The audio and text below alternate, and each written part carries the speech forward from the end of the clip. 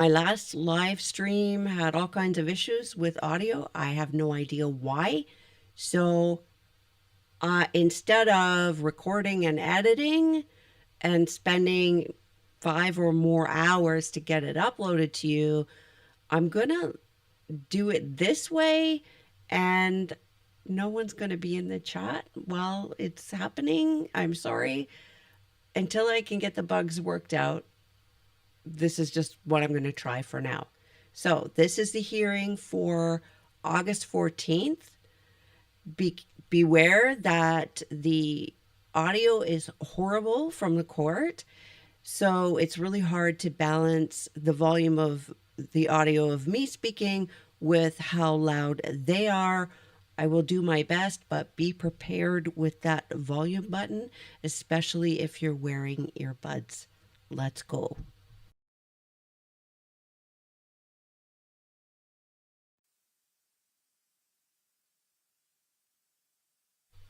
Oh, and there is no audio right here. It will come on all of a sudden.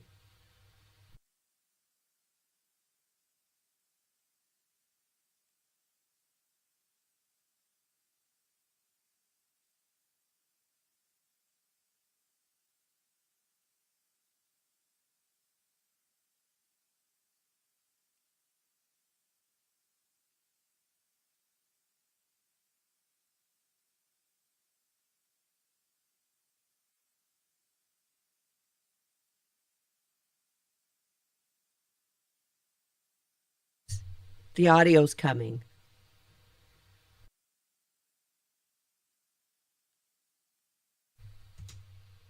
Did you see that? She's raising her hand. Was she swearing in? Or was she wanting to say something? I think she was probably being sworn in.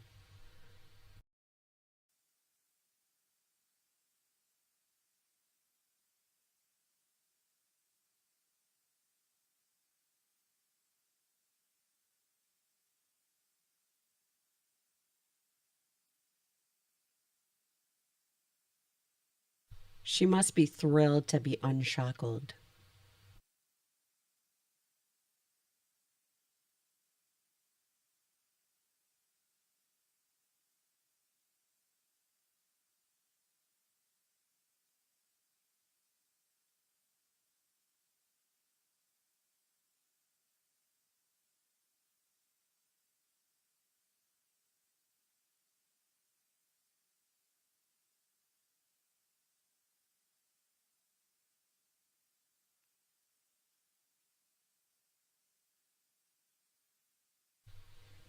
I don't know who this is standing in front of the court.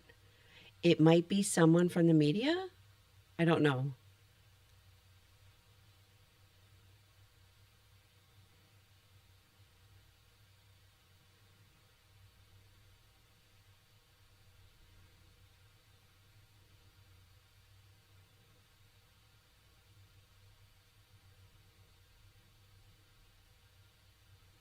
I wish I could read this. Burden to address the factors under the case. My intention for this afternoon is to have Ms. Boone proceed first with anything that she'd like to tell me. I will hear from the state if they have any position on the matter, and then I'll hear from you, and then the court may be in a position to make a ruling at that time. Okay? Yes, ma'am. Have a seat back there. Or wherever you feel most comfortable. And just sit back there while Okay, thank you. until I'm ready here. Thank you, ma'am. All right, Ms. Boone, you can proceed, ma'am. First and foremost, I do not know what it is that you are referring to. When you say you do not know what I'm referring to, what do you mean? Motions were filed by the WFTV and the Orlando Sentinel. Yes, ma'am. So there was a motion to intervene for the limited purposes of opposing closure that was filed on August 12th by WFTV. It was sent to you by U.S. mail at... Okay, I gotta change the sound now. Here. The correct inmate legal mail address on August the 12th, and the Orlando Sentinel's motion to intervene and notice of joinder was filed on August 13th, and it reflects It said the certificate of service was August 13th, and it was sent to you at the same legal mail correspondence address at the Orange County Jail. Have you received either of those motions? I have not. Okay, I have copies. I have extra copies. Oh, perfect. All right. And I do apologize on the Sentinel one, but the e-portal was down for a little while, so while we attempted to file it yesterday, I think it actually got filed. That's why I was saying it. The certificate of service reflects the 13th, but the filing information is of this morning. All right, Ms. Fugate has, I am pronouncing your name correctly, am I not? Yes, if you take your. Thank you. Ms. Fugate has provided copies of those motions. So Ms. Boone, if you'd like to take a look at those, feel free to take your time to review them. And then after you've reviewed them, I may have the opportunity to answer any questions you have about them if I can, and then we can proceed.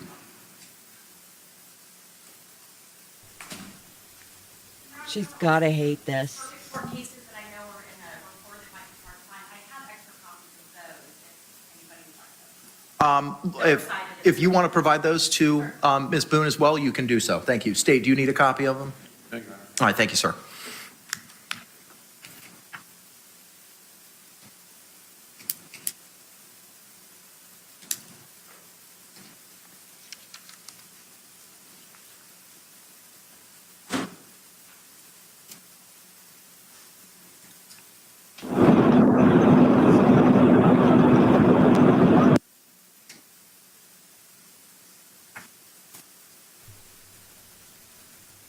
How does somebody who's not a lawyer come up with an argument against that? Those motions, just on the spot like that? Could you do it?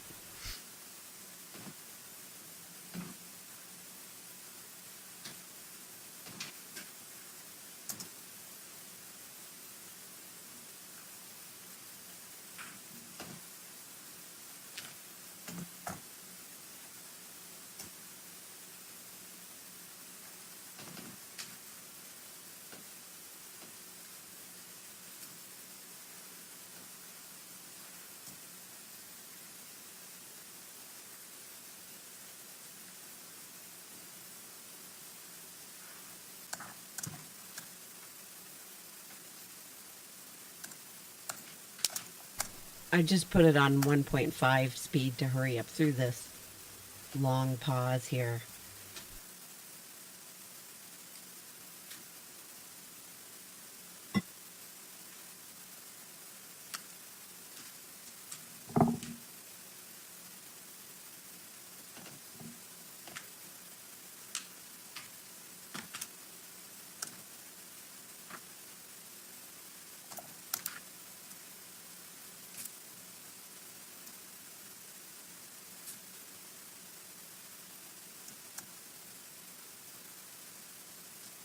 If I may say, Yes, ma'am. one of my topics of discussion, as you know, are the requests in regards to the laptop and internet being one of the most important. Would I have had access to that, I would have already had this and not had to sit here unprepared. I believe. I don't know if you could hear that. She said, well, about my request for internet on the laptop, if I would have had that, then I would have this. I wouldn't be sitting here unprepared. That is a major violation to my due process of me And she says it's a major violation to her due process. not having these in advance to prepare properly and to utilize the court's time and everyone else's here by me having to do this now. So I wanted to put that out to you that I am unprepared for this. I did not know that I had a statement to prepare, as everyone else did also prior to being here. Ma'am, you were provided the case law as you had requested at our last hearing. That's a good point. She was provided the case law. The judge did give that to her at the last hearing. And the motion was her motion originally. It was her request that the media not be allowed. And in response to that, the judge did give her the case law. So if she really wanted to make the argument, then she would have gone back, read that case law, got what she needed from it, and come prepared with an argument. Even if Channel 9 and the Sentinel didn't intervene, she still would have needed to have an argument. This hearing was for this purpose. It was to argue this point or these points, this issue. So whether there were interveners or not, she still needed to come up with exactly the same argument. It was mailed to you. You asked for the case law that the court was making reference to. You specifically asked for it. That was provided to you. It was mailed to you. Case law? Yes, ma'am. What was the date that it was mailed? August 9. What was provided to you on August 9 was the additional copy of the pro se packet as provided by the Justice Administrative Commission. You were provided a hard copy of that in court, along with the case law that was referenced at the August 9 hearing that the court had said that it had reviewed in anticipation of the hearing that we were having this afternoon. I don't have that. The only thing that I was provided was the notice of provision of witness list from the state, and then the JAC packet. Those were both. She wasn't provided a hard copy of the entire case handed to her in court. She was, however, told what the case was. And in fact, she asked a question about it and wrote it down. And they do have a law library at the jail. She could have looked it up. However, to be nice, generous, they also mailed her a hard copy. But anyone with half a brain who knows they got to make some sort of a legal argument in a few days' time isn't going to be waiting for the mail. They're going to avail themselves of the resources that they have.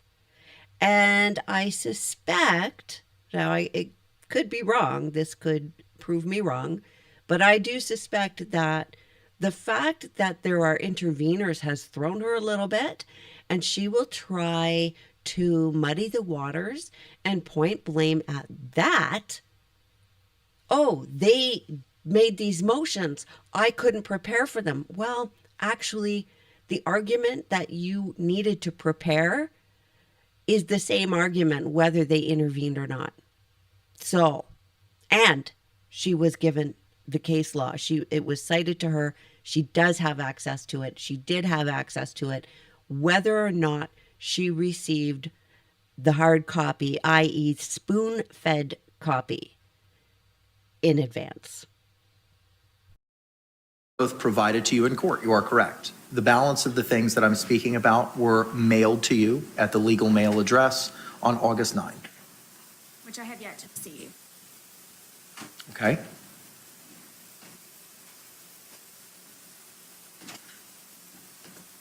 Ma'am, with regard to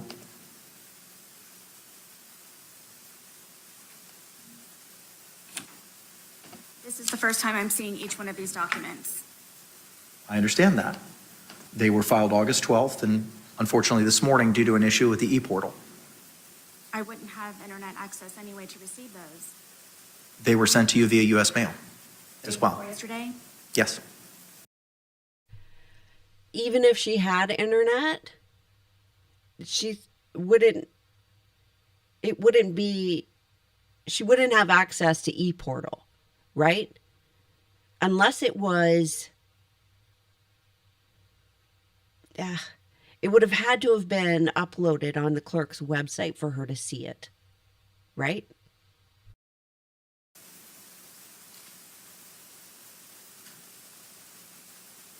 So you're not wasting the court's time. You can feel free to review those at this time.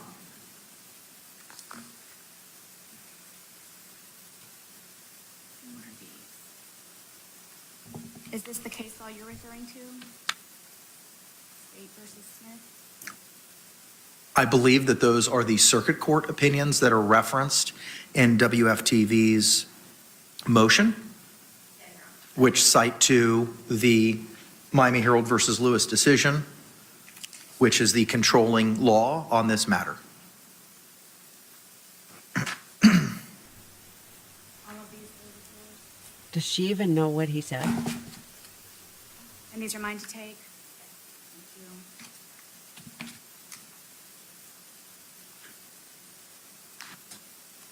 Thank you. She says these are mine to take. She's not reviewing them. She needs to know them, like right now.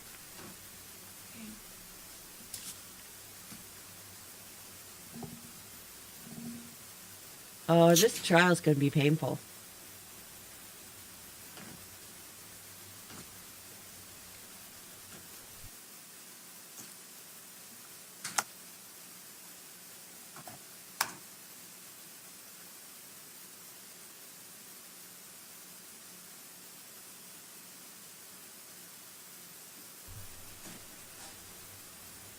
She's not reviewing anything. She's just sitting there.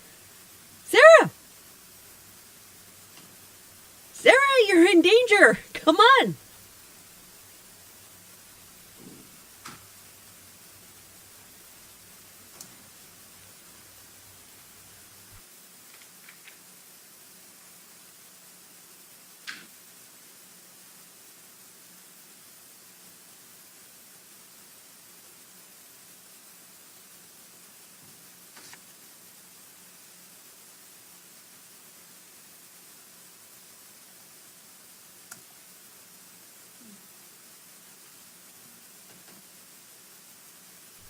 You know she's going to complain about being ambushed, yeah?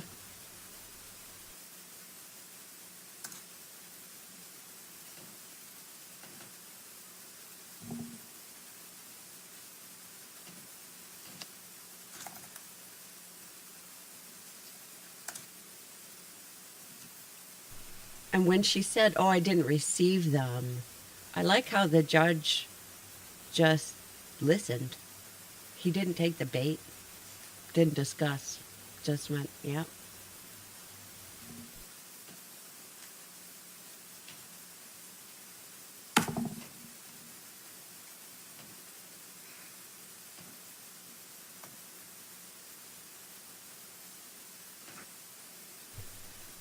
Everybody's waiting for her. She's not actually doing anything. She's just moving papers around. I'm ready whenever the court is. There's only so much that I can do just not receiving these. I don't have any opportunity to look up any case law of my own in the meantime, so. You can proceed, ma'am.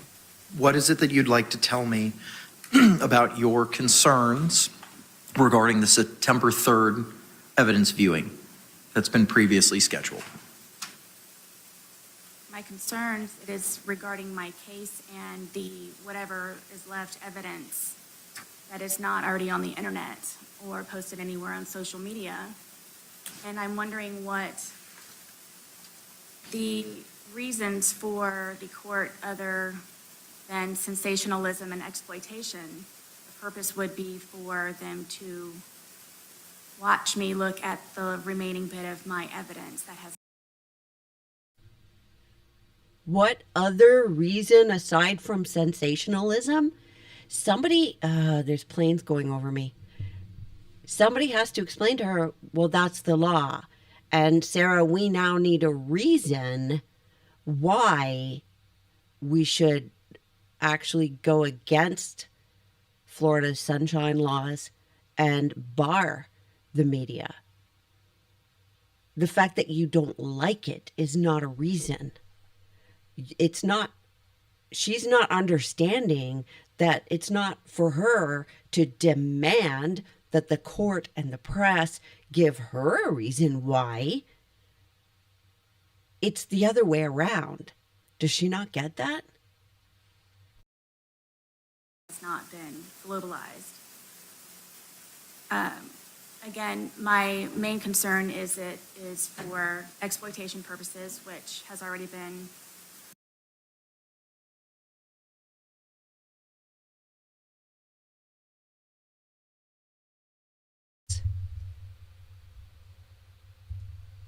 I have to boost this volume a little bit more somehow here. Let's see if this'll. Okay. I don't know if this is going to work, but I'm going to try.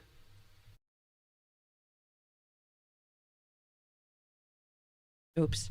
She's saying for the reason for the media to cover it is just exploitation.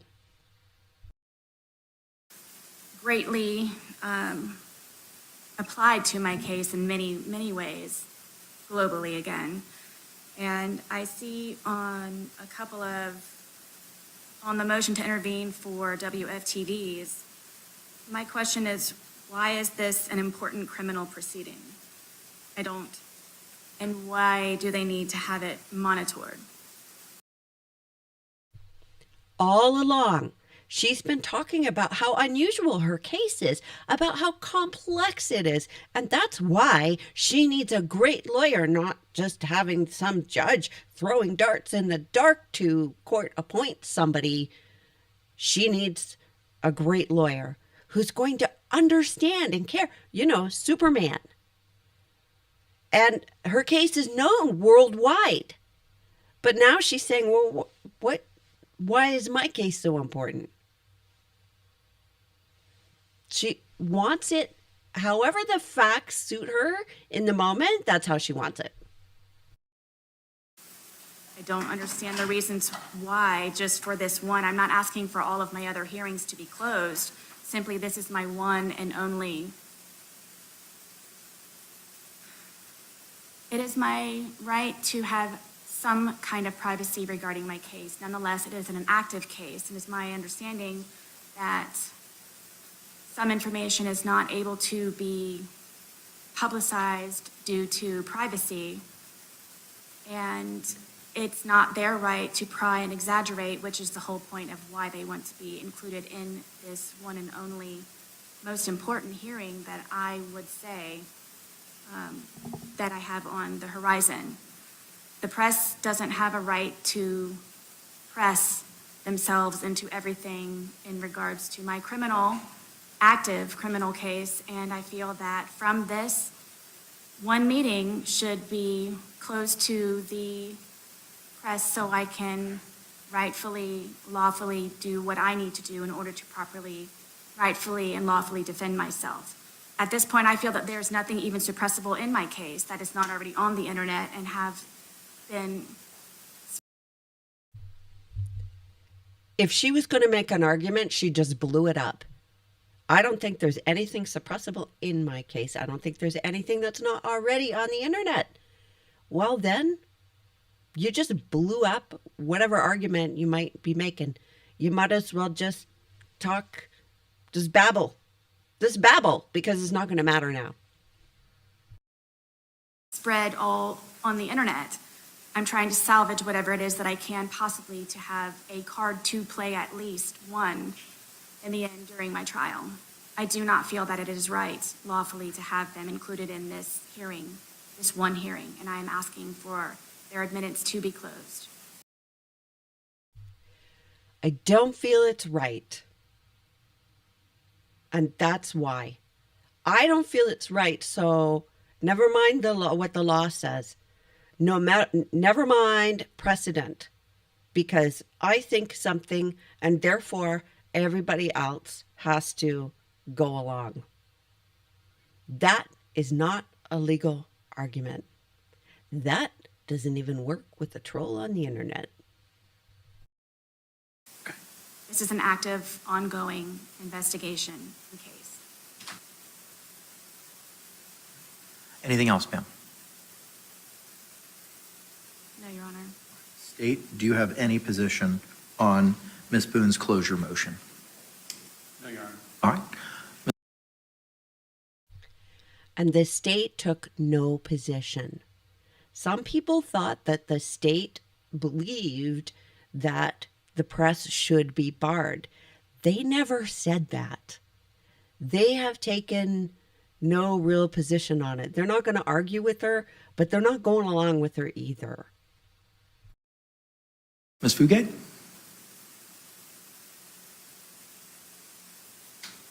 Thank you, Your Honor. I think Ms. Boone's argument really flips the question. It's not why the media wants to be there. What transpires in the courtrooms, even pretrial hearings, is public property, and there's a right to be there. I'm not going to go over the Lewis test because I know Your Honor knows it well, but it's a very strict standard, and it's the plaintiff's burden to meet.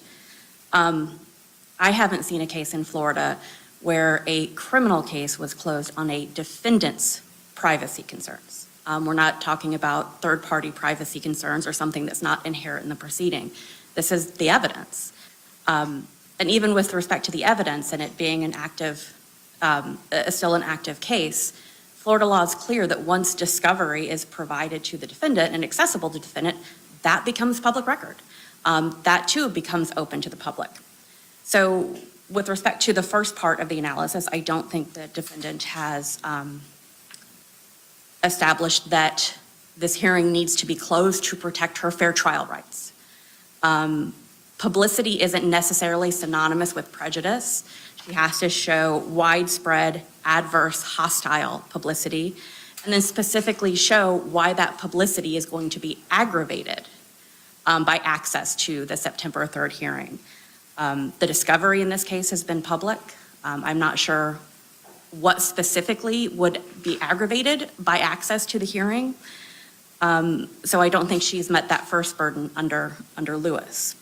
And importantly, the admissibility of evidence, Ms. Boone said she didn't think there was anything suppressible, but even if there was, courts often suppress evidence but still allow access to the hearings and the evidence themselves.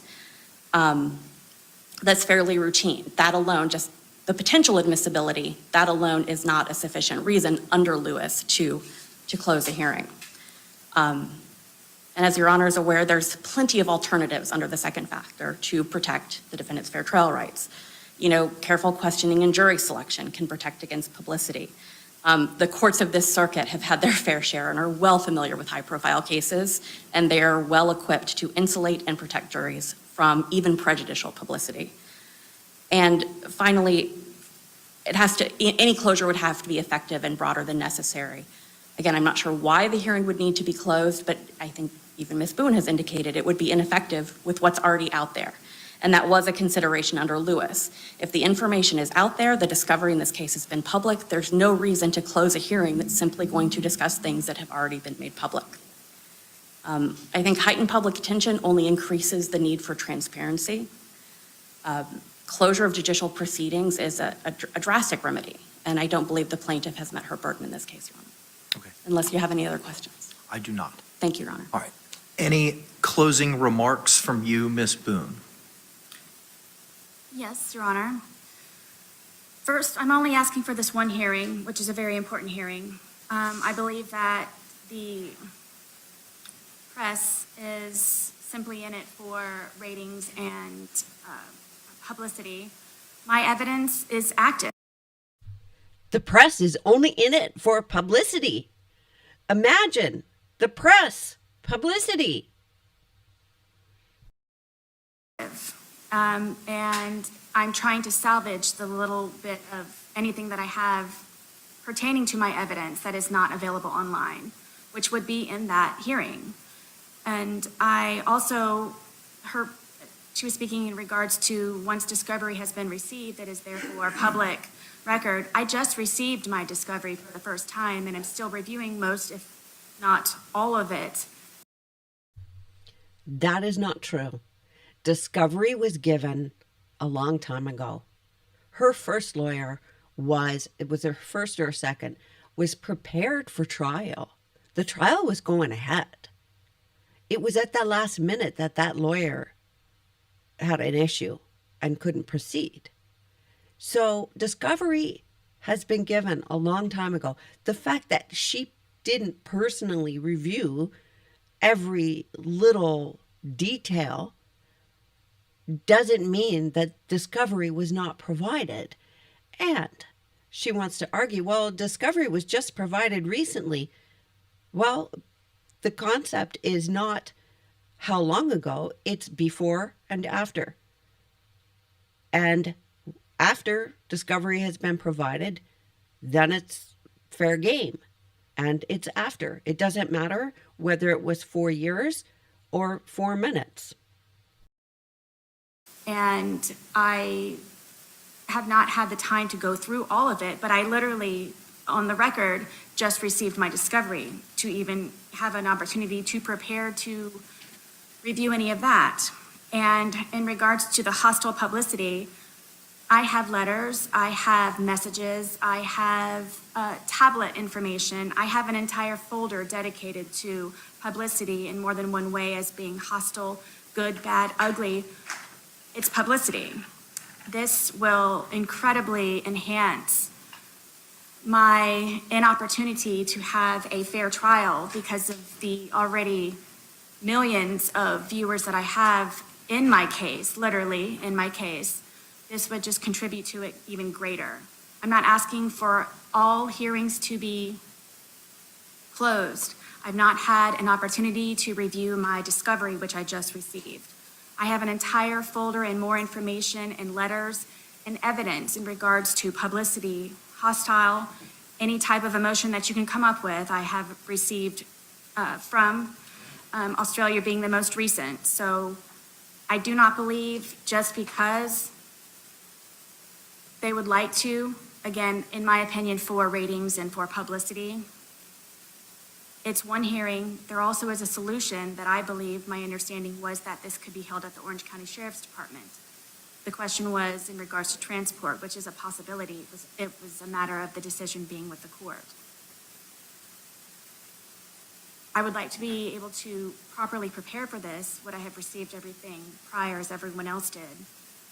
Having the internet would have helped also in regards to receiving the notice via email, as everyone else had. I'm sitting in front of you, yes, unhandcuffed, but I am unprepared for this rebuttal. She's sounding more eloquent than usual.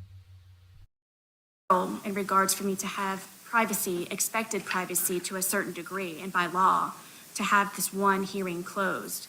And we also have an active case that is ongoing, active evidence, and there's a solution for it to be held at the Orange County Sheriff's Department as well. Okay. Anything else from the state? I wasn't going to bring it up until after the ruling on the motion, but the parties have reached an agreement to do this on our own. And as soon as that gets accomplished, if it's accomplished to both of our satisfaction, then I'll let the court know so you can free up the hearing time. Okay, we'll address. Interesting that they've come up with an agreement and it wasn't the judge who facilitated the agreement. It's interesting that the prosecution was going to let the judge go ahead and hear all this and rule. I mean, it's moot now. That momentarily. Ms. Fugate, anything else? All right. Under the Miami Herald versus Lewis case, ma'am, Ms. Boone, you had the burden of producing evidence and proving by a greater weight of the evidence that closure is necessary. What has been presented today has failed to meet that burden. Your motion to close the September 3rd viewing is denied. The court will follow up with a written order that you'll be hand-delivered today. Ms. Fugate, if you don't have no longer any business before this court, you are free to go, ma'am. Thank you. Have a pleasant afternoon.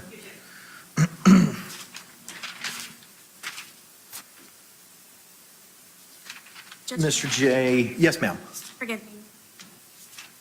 When you stated to the court that my motion was oral, was this during the last hearing that we had? You requested this both, ma'am, on August 5 and on August 9. What was it specifically that I requested? You had requested privacy with regard to the September 3rd hearing. And I advised you that I needed to look at the law on it. And you asked again on September 9th when we were going to address it. I said that we would address it on the 14th. You asked for copies of the law, and those were mailed to you on the 9th. Which I have yet to receive. And I was not aware of, I was not instructed by anyone in the court, including yourself, that that was an oral motion. If I needed to actually do a proper motion, I would have correctly done so. That's why we had the hearing, ma'am, because you asked. she wants to go back in time and she wants to make it his fault. Well, you didn't tell me. No, you didn't understand. And maybe if you just listened to any one of your 8 lawyers, you wouldn't be having a problem here. And the judge gave her what she wanted. The judge respected what she wanted. She did ask for these things. And, if they didn't address it, she'd be complaining that it wasn't addressed. And I think she kind of wants to go back in time. Well, if I wanted to make a motion, I would have written one. So what? What does that accomplish? To argue this?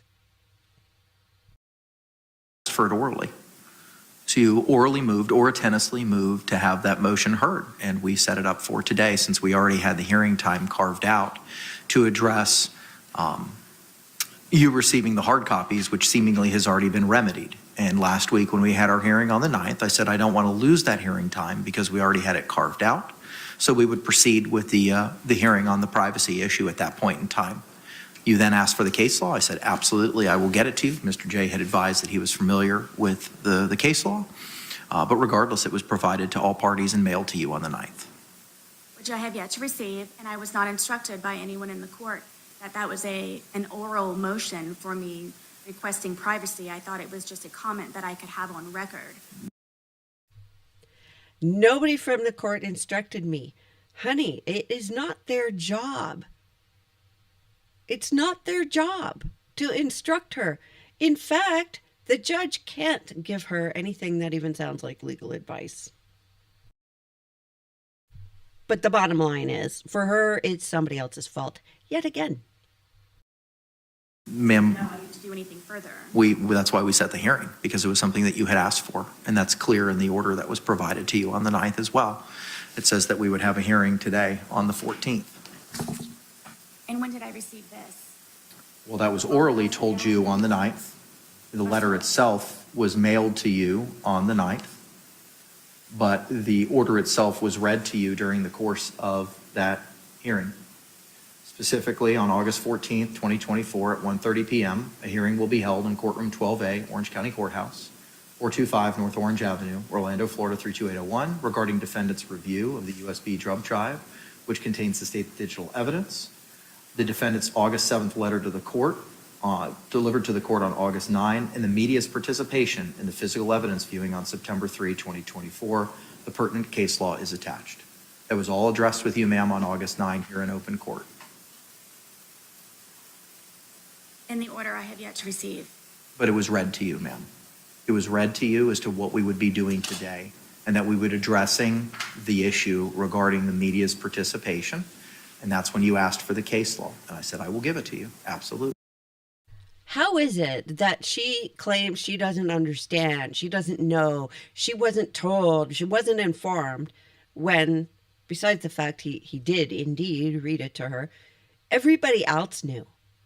And the reason we all knew is because we listened to exactly the same thing he said to her. It's not like anyone else got advanced information or extra information. She's failing to understand. She's so focused on her own agenda that she's failing to understand the world around her. Absolutely. And it was all mailed to you on the 9th. I'm not ever sure of what it is that I'm supposed to be doing with, I guess now, oral and also in writing. And again, I'm sitting here waiting empty-handed for everything that was mailed to me day before yesterday and or could have been readily available on the internet, which I do not have access to. So I'm guessing. Sitting here empty-handed, it's your fault. You didn't give me everything. I want my office suite. I want my corner office, right? With assistants and everything else. And by the way, the JAC guidelines on what they will and will not pay for, they won't pay for office supplies. So things like printer ink and paper. Guessing that your verbalization of the order that you read to me, which I have not received, is supposed to suffice. Ma'am, you were told about the hearing in open court on Friday, August 9. If I knew to be prepared, I know that everyone knows that I would be prepared, which I am. I don't understand this. If I knew to be prepared, Sarah, you asked for this. You have been complaining about this and you have asked for this. You've asked to be heard on this. And this was your opportunity. And yes, it was explained to you last hearing. But now her being unprepared is everybody else's fault. She said, oh, she was a straight A student. I don't believe it. How many of you out there are teachers? Have you ever had a student come in and say, well, I wasn't prepared because it's your fault, teacher? Wow. I'm unprepared because of. That's certainly your opinion that you're entitled to. Any reason for Ms. Fugate to remain? State?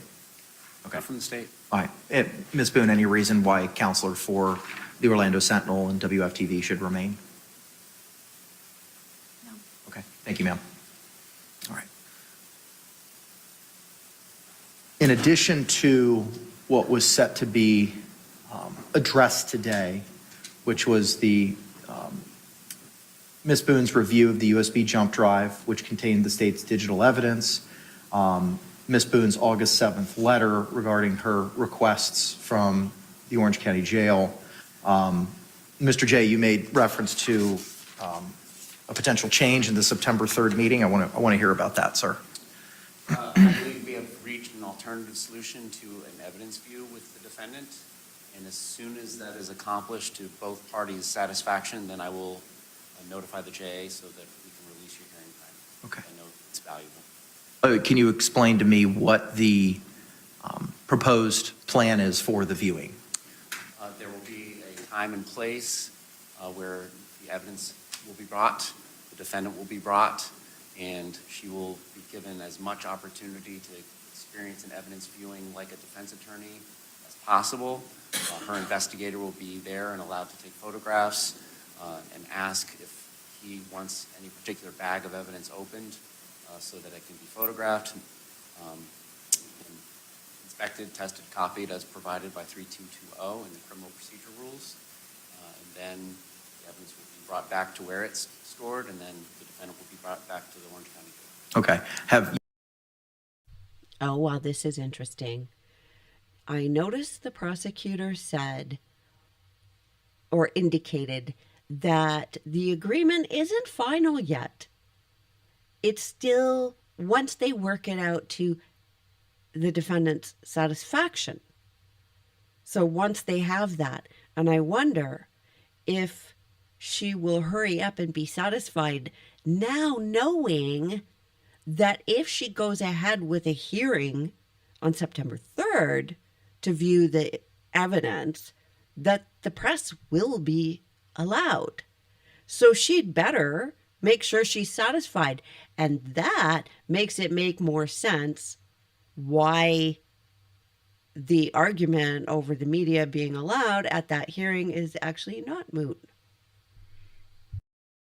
You had a conversation with Ms. Boone prior to today regarding this proposal. Well, with Mr. Lane, who has indicated her position, which was that she agreed to that. Okay, all right. Ma'am, I don't want to go into specifics of what you've had with your investigator, but has he relayed to you what Mr. J just advised the court of? Yes, to a certain degree, it has not been fully explained because it is in the process of being spoken about between the two of them. So yes, I do know that that is a solution to my request. Okay, and did you understand what Mr. J advised the court of today regarding how that process for you viewing the physical evidence would be? If you could please do so again. Sure. If you could explain it again for Ms. Boone, Mr. J. Sure. When a defense attorney wants to do an evidence view, you typically go to where the evidence is stored, depending on the law enforcement agency. He or she can bring an investigator, and an investigator is able to take photographs if so requested. I don't know if you can hear this, He's saying that the defense counsel would go with an investigator to where the evidence is stored. They may bring, or the investigator may be able to take photographs. And so when Sarah was talking about taking photographs, well, Billy Lane may be taking photographs for her. We typically don't let the defense attorney manipulate the evidence him or herself. The CSI, who would be present as well, which is a crime scene investigator from the law enforcement agency, would be the person to manipulate the evidence on the cutting paper. And he's saying CSI would be present, that it's the CSI who would manipulate the evidence and open the bags. It wouldn't be the defendant. And then you would have the opportunity to review, test, inspect each piece of evidence. So for instance, I'm not saying this is the evidence, but a piece of clothing with the front, with the back, you could have the CSI turn it inside out, those sorts of things. And then it can be documented by an investigator with whatever photography your investigator has. Between each piece of evidence, there's a new piece of cutting paper, butcher paper laid down so that there's no contamination for any potential DNA testing. And this is basically how the process goes on for physical evidence. If it gets opened, it'll get resealed by the CSI right there in front of all of us, and the CSI will reseal it with tape, re-put his or her initials over it with the new date, so everybody will be on the same page about why it was opened, when it was opened, so on and so forth. Thank you for that. If I may, is it closed or is it open to? No. People that are not involved with the case will not be there. So she's asking basically if it's open to the press. He says no. People who aren't involved in the case can't be present. And if I may, if you know, will my phone physically be there? She's asking if her phone will be there. If it is stored in physical evidence, then it can be brought over. We're not going to be turning it on. It needs to be. He says if it's been stored in physical evidence, it will be brought over, but we're not going to turn it on. Photographed or examined. It can be photographed and physically examined, but in order for it to be turned on, it would have to be done at a different location where there's something called a Faraday box or a room where electronic signals cannot come in or out. And he said in order for it to be turned on, it would have to go to a different location. And he describes a Faraday box and like a special room. Do I need to write a motion for that? And she says, do I need to write a motion for that? Sorry for repeating, but I don't know if you can hear her. I know that I'm having difficulty. For what? For your phone to be brought over and turned on? Yes. If I can extract any type of information from it. So, like we discussed in the last hearing, that would be up to you to hire a digital forensic examiner, and then we would make arrangements with that person so that he or she could image the phone in the same manner that it was imaged by law enforcement. She wants to be able to extract information out of the phone. And his response is, well, like we talked about before, you could hire a digital forensics expert and he or she could extract information. But I don't think they're talking about the same thing. I think she wants to extract information in the same way that the average person talks about extracting information, whether it be a photograph or contact list or something like that, a video, not like a forensic extraction. And if it's a forensic extraction that she wanted, well, she has one. If she's not satisfied with that, or she thinks there's something missing, I suppose that would be reason to get another expert. But I don't think they're even talking the same language here. Thank you, I'm grateful. Okay, all right. Then, ma'am, after having Mr. J explain that alternative solution to the evidence viewing, is that something that you would like to participate in? Absolutely. Okay, so then Is it the parties' agreement to no longer have the evidence viewing here in open court on September 3? That's the state's position, but again, been doing this long enough to know that you can never predict every possible hiccup.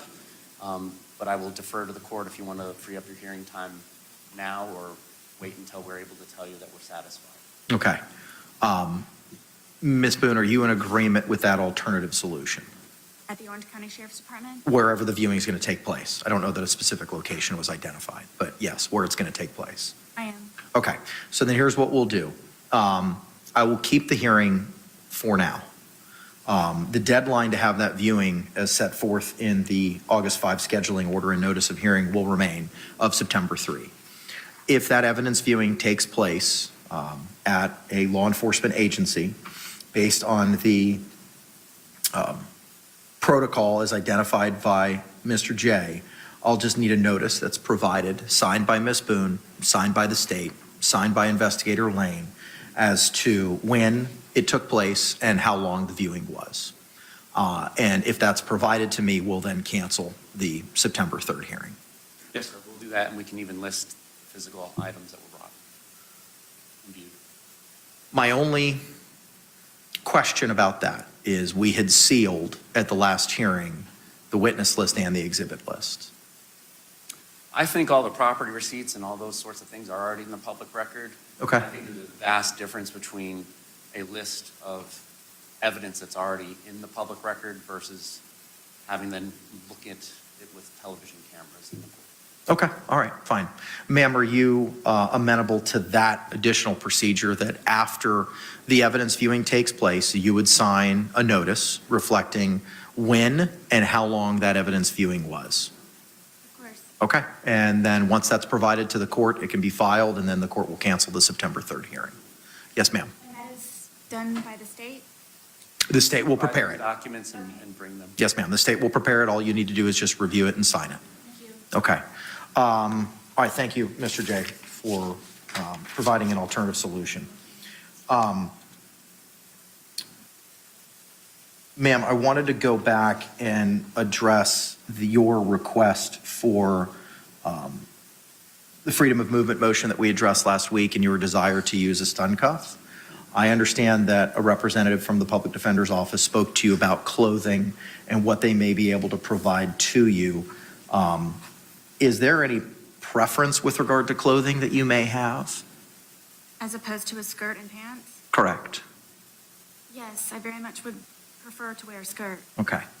So if you wear a skirt, as explained to you by Officer Barnett, the stun cuff is located on your calf Achilles area. It would be something that would be viewable by the jury.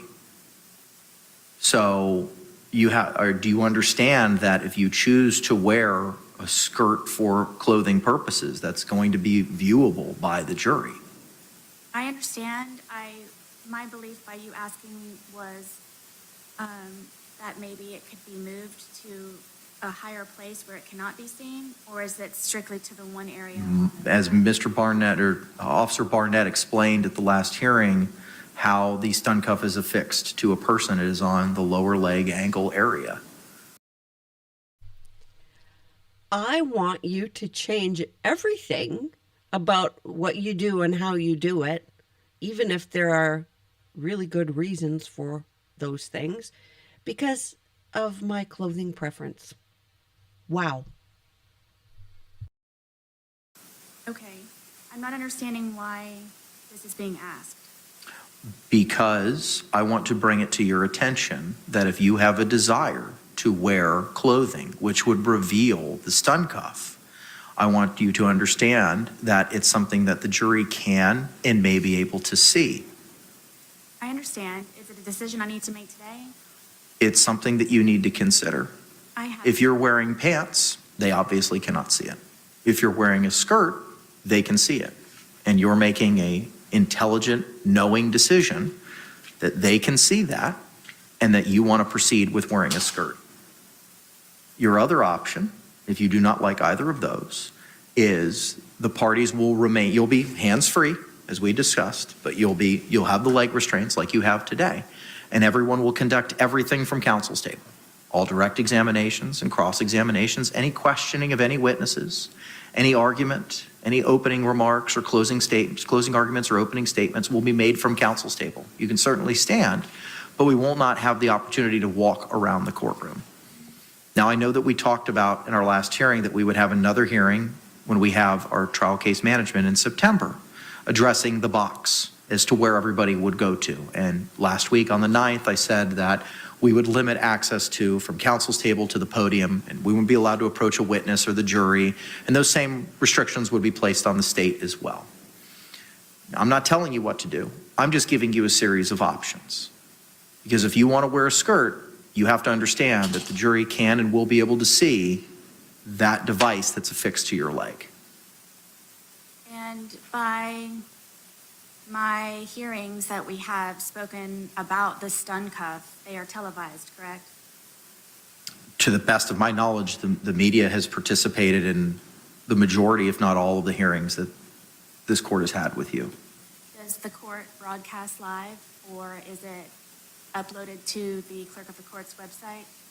What is broadcasted live? My hearings, in regards to all of them, basically, but recently the stun cuff. Is there anyone that would know that I'm already wearing it if they could see it or not? I can't speak to what everybody else knows. So if I may, please, my options are pants hiding the stun cuff, or a skirt with it being visible, or I am able to sit here at the council's table with leg chains on, and no one is able to move except for here at the council's tables. You'll certainly have the opportunity to stand, but we wouldn't be able to move around the courtroom, and those same restrictions would be placed upon the state. Okay, I just wanted to confirm that those were my options. Correct.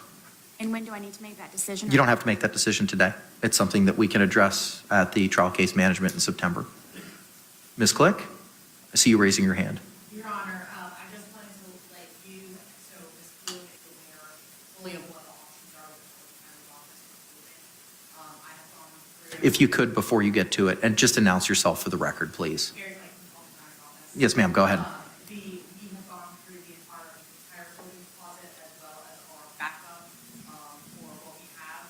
As it stands right now, unless we have any donations in this Boone size that happen to match that size, we have 8 pairs of pants, 3 skirts, and 1 dress, and that is every, well, we do have some shirts, but for in terms of skirts versus pants versus a dress, that is everything we have that would fit in this Boone size range.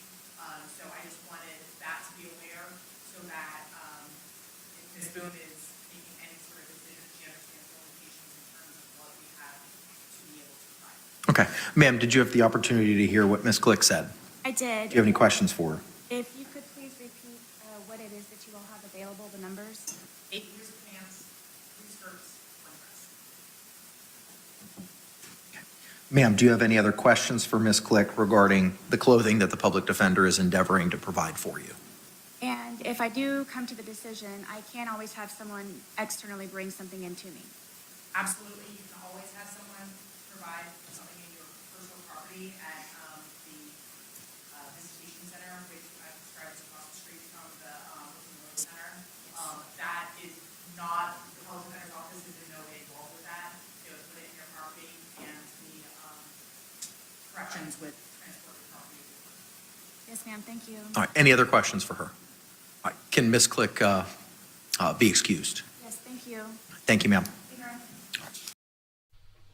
The number of people and the number of man hours involved in making her comfortable and making sure things are as fair as possible and giving her options and making sure she gets what she wants.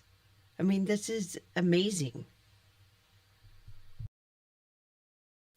Actually, amazing is the wrong word for it. I don't know what the right word for it is. The next issue that I wanted to address was the review of the digital discovery. Ma'am, Mr. Lane was provided at our last hearing on the 9th, the hard copies of the discovery, the USB jump drive, which contained the state's digital evidence, and digital transcripts of the depositions of Detectives Chelsea Copsell and Scott Lowen. And he was to meet with you on Saturday at 9 o'clock. Did that meeting take place? It did. Okay, what was provided to you, if anything, at that meeting? What he and I did, What was provided to you? What was given to you by Investigator Lane? the digital evidence we went over, and we're still reviewing the discovery, but I don't recall anything physically being handed to me. Okay, all right. And when you say that you went over the digital evidence, are you referring to the USB drive with the 9 items that were identified in the state's exhibit list? Yes, I do have that. We have not concluded going through that. We have other meetings tentatively scheduled, which we will be concluding that also in order to meet the deadline for the objections of the 23rd of August. She says nothing was given to her. And then when he references that drive, she says, oh, yeah, I have that.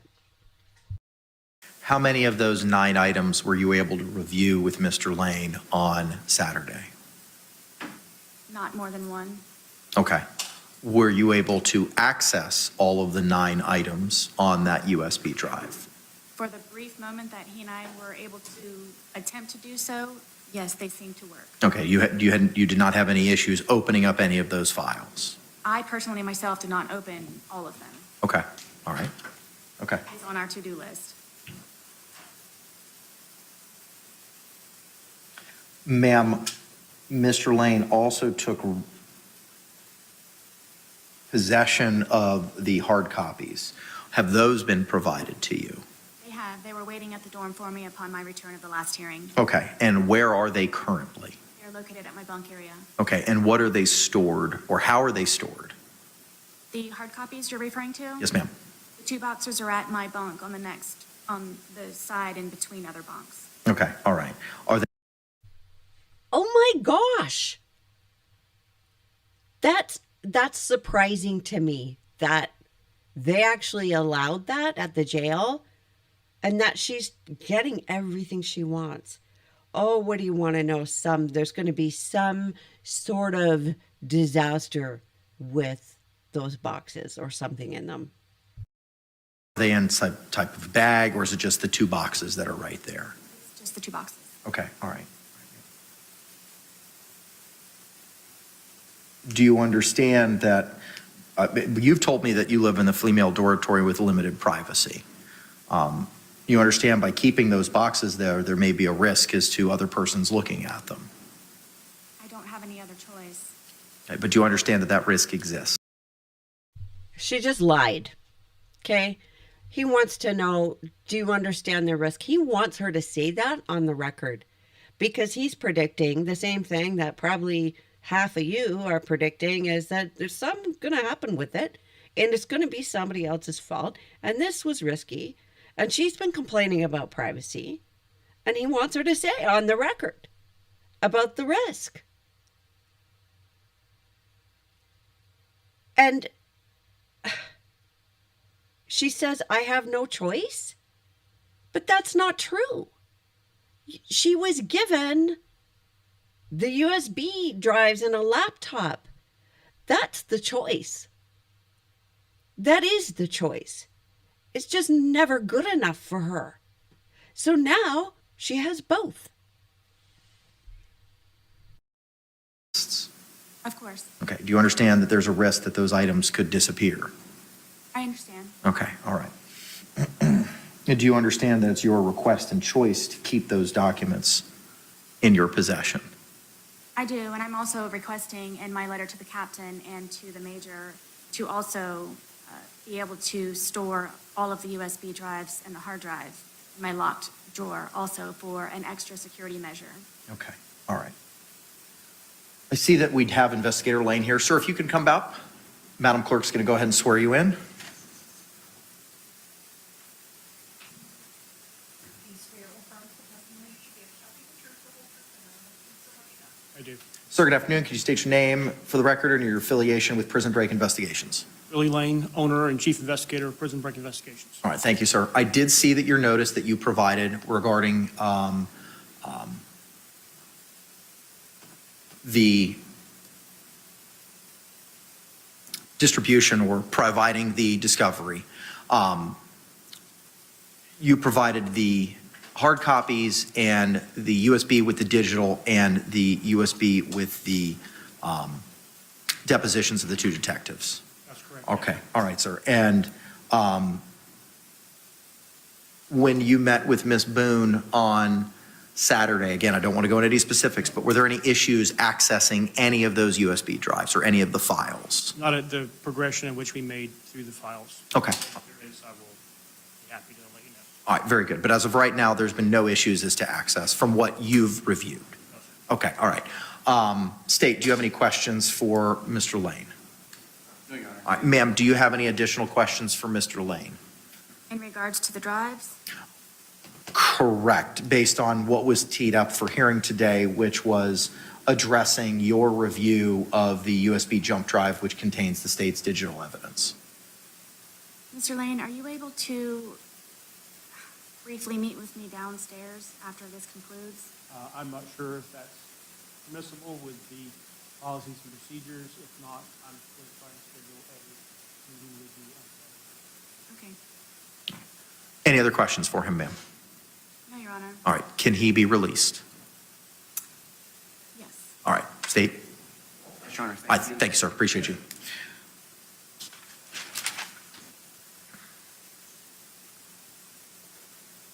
Okay. The next, ma'am, is your letter from August 7th to Captain DiGiovanni, which is the court has had the opportunity to read. I believe that we have a representative from the Orange County Jail who's appearing virtually. If you could please unmute yourself and turn on your camera, whoever it is that may be appearing from the Orange County Jail.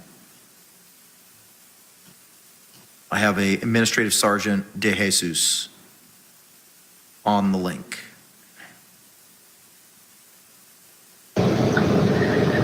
Good afternoon, Judge. This is Captain Gina DiGiovanni with Orange County Corrections. I'm the captain of the Female Detention Center. And yes, I have Administrative Sergeant Stephanie De Jesus with me. All right, very good. Can you- I will also want to make it clear that I have Orange County Corrections Department Legal Counsel Scott Chevenel on the phone with me. Okay, very good. If all of you can, if the Captain DiGiovanni and Sergeant De Jesus, if you could please, I only see you, Captain. If Sergeant De Jesus can come into frame, we'll have Madam Clerk swear you in. If you both can raise your right hands.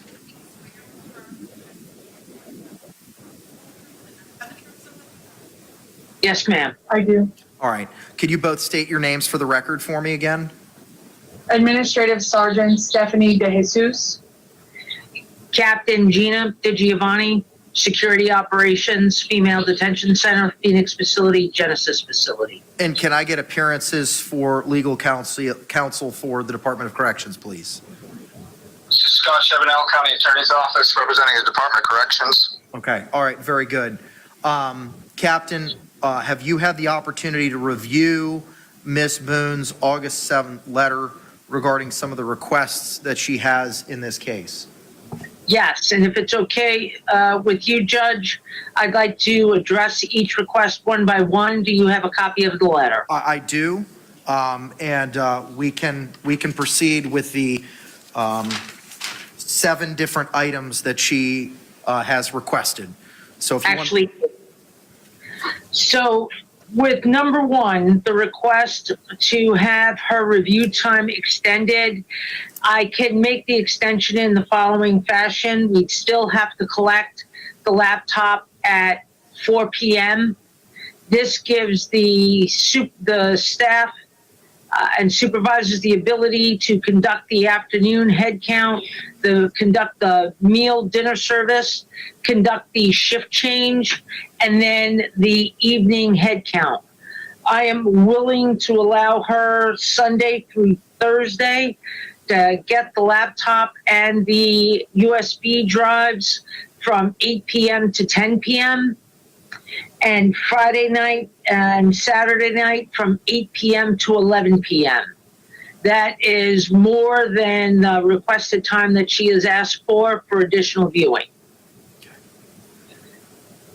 Ma'am, do you understand the extension that's being provided by the Orange County Jail regarding the laptop, that on Sundays through Thursdays, additional time from 8 p.m. to 10 p.m., and Fridays and Saturdays, 8 p.m. to 11 p.m.? Correct, with them collecting it at the normal 4 p.m. time. Correct. Yes, All right. Do you have any questions regarding that extension? I do not, Okay. Is that acceptable? very much. All right. Moving to the next issue, Captain, the USB drive security. Number 2, USB drives. It's a matter of security. The metal tips, the drive itself can be fashioned into something other than what it's originally intended for. These items are secured in a secure control room and inventoried by our supervisors on every single shift. They're also inventoried and acknowledged being in good working order and repair by my DSTs, the escorting officer, and my supervisors. So there's, at this point, unless directed by legal counsel or consultation with legal counsel, I believe that these drives are secure and managed. This, by the way, is the same way it's managed by other facility captains, that you get a viewing period and then everything gets secured and inventoried. Ma'am, do you have any questions with regard to the USB drive request in your letter and the position of corrections regarding it being a matter of security, and how the USB drives are secured, controlled, inventoried, and confirmed to be in good working order?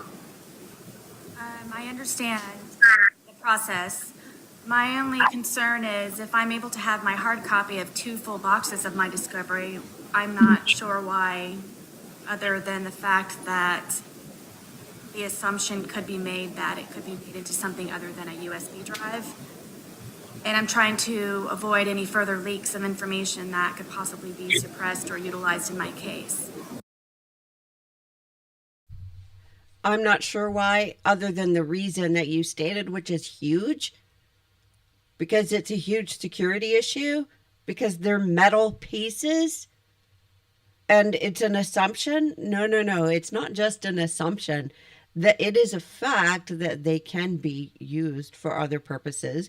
It's amazing what gets converted into weapons. So just her, she just seems to know more than everybody else, including these people whose job it is to know these things.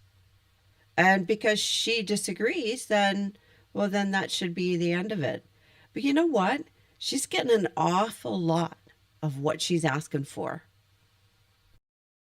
So I didn't know if I could have my hard copies. I'm unclear, other than those reasons why I cannot have those as well. To the extent you're able to answer that question, Captain. And I would just chip in that, obviously there's safety issues, and you can definitely distinguish between, paper copies and anything made out of metal, which is what the captain just testified to. That's the problem, it sounds like to me, is anything that could be a safety hazard is an issue for us. So, ma'am, do you have any other questions regarding the Corrections Department position with regard to the USB drives? What was the outcome? It sounds like unless I've missed something, it sounds like the Orange County Jail is going to continue with their protocol of storing, inventorying, and keeping the USB drives in accordance with the procedure as provided to you and read to you in open court. And that's due to metal? That's due to the reasons that were already identified. The matter of security regarding the drive being fashioned in a way that may affect security, and it continues to ensure that those drives are secured, controlled, inventoried, and in good working order. Do you have any questions? Could you please provide the last name of Scott, the legal counselor, please? I'll spell that, Judge. Shevennell.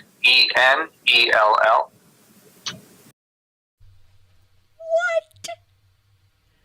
Provide your last name. My name is Super Karen. And the lawyer is like, yeah, sure. I'll even spell it for you. Wow.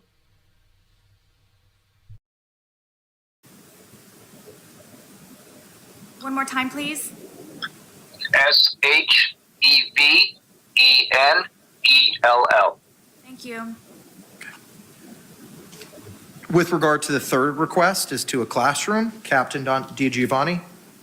So that classroom is a multi-purpose classroom. It's used by programs and chaplain services.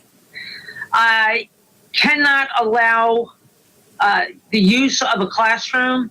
What I can offer is if the defendant is willing, I can move her to a housing unit and place her in a secure cell where no one will disturb her, and she can review and conduct case review.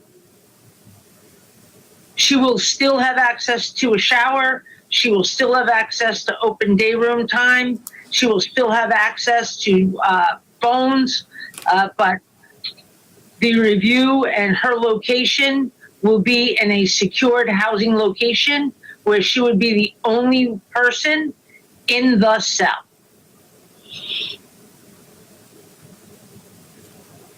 Ms. Boone? Captain, is this Lima dorm? K dorm. Kilo. So my only options are being moved to the maximum security dorm or my bunk. K dorm is no longer a maximum security. It's a multi-purpose area with inmates of varying needs being secured and housed there. So it is not the maximum dorm any longer. That's correct. And I'm unable to utilize the classroom for an hour or two per day while it's dark the entire? That's correct. An hour or two a day wouldn't be good enough for her anyway. She's asking for extensions on times at which to view the laptop. So if it's sufficient to review those things at her bunk or wherever she's doing it, then an hour is not going to make a huge difference, is it? I mean, she's looking for this, doing this again. Well, I'm going to take just an inch, and then I'm going to get more and more and more. Well, can't I just get an hour? And if I may ask, other than it being accessed on a rare occasion of the two classes that do participate in that classroom. What a she just, the snark, the digs, other than, well, it's only rarely used. So she's making an assertion inside this question and, getting a dig in there. How frustrating is that to talk to somebody like that when they do that? I have solutions for that, but she wouldn't like me. Anyway, she just showed everybody as well that she completely disregarded everything that was said about that being a multi-purpose room, and it's also for chaplain services. It's for everybody. Sarah wants to make it her own personal office.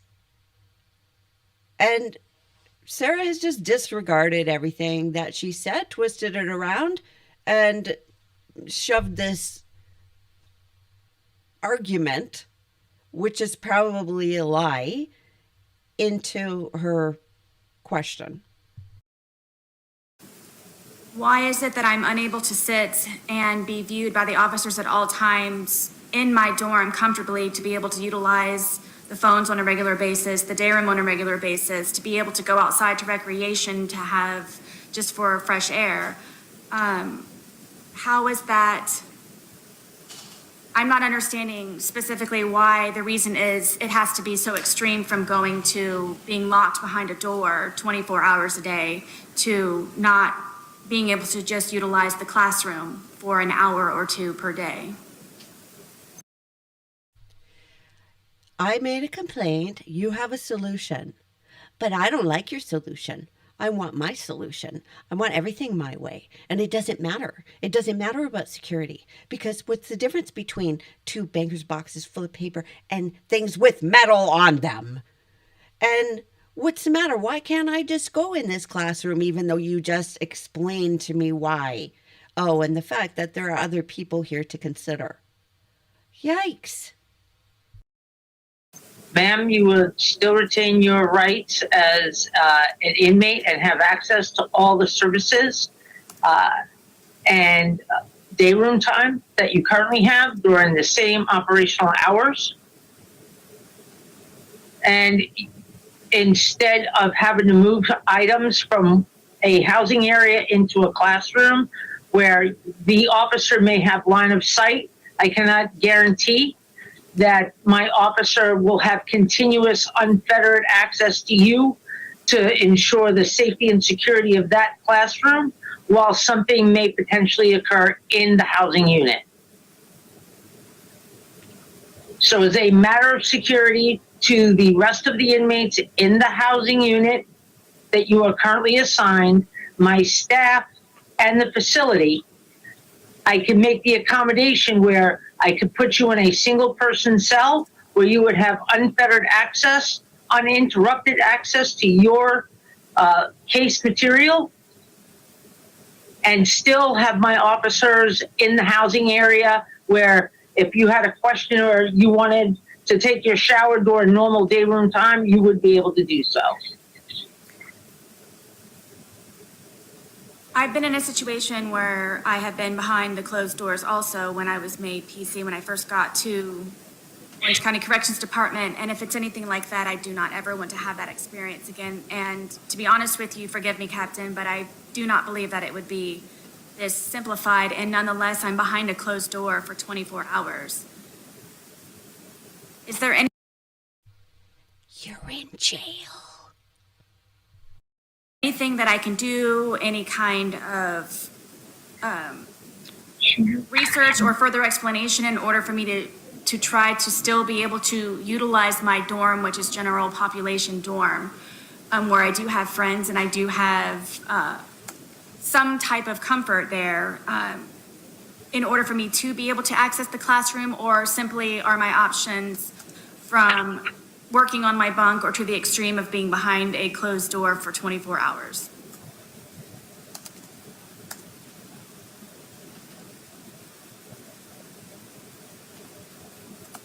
Captain?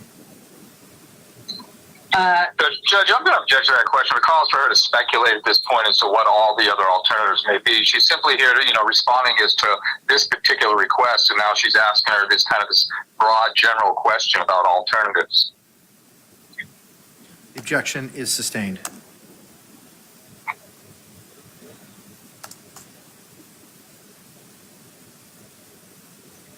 In regards to number 4, earphones or headphones, I would need to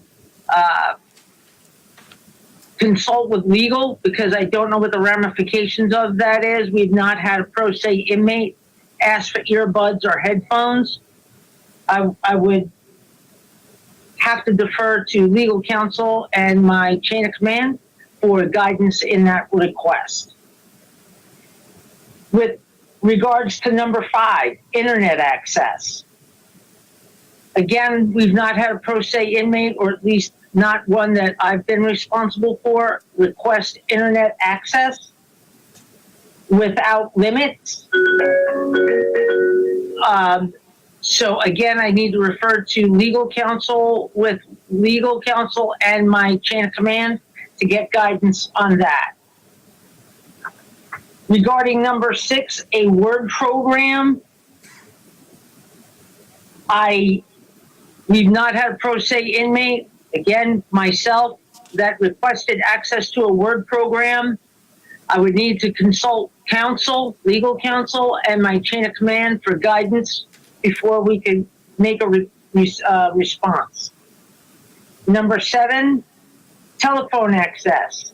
In her statement here, as you are aware, my dorm contains payphones only and are limited to only 15 minutes per call, which are collect.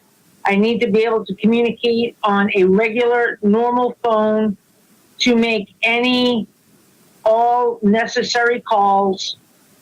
Hold on, I'm turning the page. For my case to use in trial. I have no other way to contact anyone that is not collect, which incredibly, I believe that's diminishes. I don't know what the other word is here. If not all of my opportunities to properly prepare. The phone system that we currently have in the jail for the inmates to access is as is. I don't have the ability to make any modifications.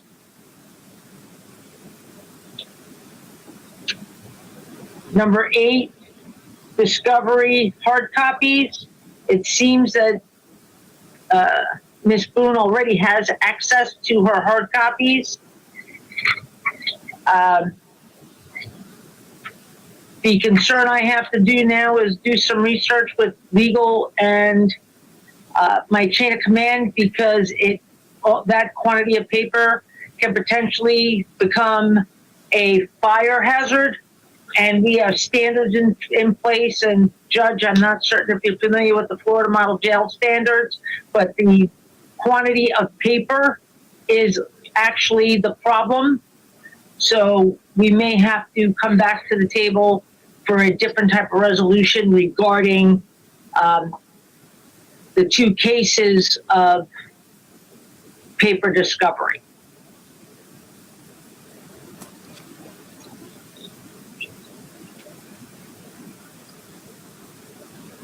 All right.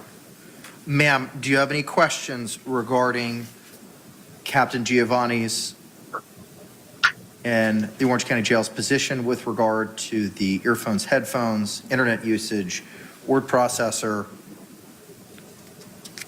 telephone, and the concern regarding the hard copies and it being a fire hazard? I do, and I was also including number 3, the classroom utilization. I just want to make it clear and in open court that I want to have the understanding with everyone that it is an option of mine to decide to remain on my bunk with this discovery in the laptop, and it is or my option to be moved, but I have the ability to make that decision. Judge, I have no objection to that. I am not looking to impede anybody's ability to access to a general population housing unit. I was simply offering an option that would be amenable to security and potentially Ms. Boone. Okay. Am I able to proceed? You can. Thank you. So for my understanding right now, you need to speak to your legal counselor in regards to the headphones, the internet, the Word program, and the discovery hard copies, which I already have. Is that correct? And telephone access. Oh, You want unfettered telephone access, if I read your letter correctly. reasonably, I would like to have access to a regular phone. It could be 1, maybe 2 times a week where I save all of my calls for a particular day. I'm always up for solutions, just whatever it is that I can do in order to progress properly and expeditiously. I'm trying to do so by having this where I am confused why this was not all solidified prior to the implementation of the laptop. So How dare you give me something and not have given me everything else as well. I'm a little confused as to why this wasn't done, children. Wow. I'm, I'm waiting for whatever it is that I can do to fully access and become a pro se defendant and inmate. Do you know when, how long the deadline might be for the open-ended items that I would be waiting for?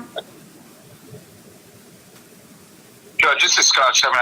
I'll chip in with the legal piece of it. The legal piece of it is simply that she's a pro se inmate. She's not the first pro se inmate that the jail has had. We've had several.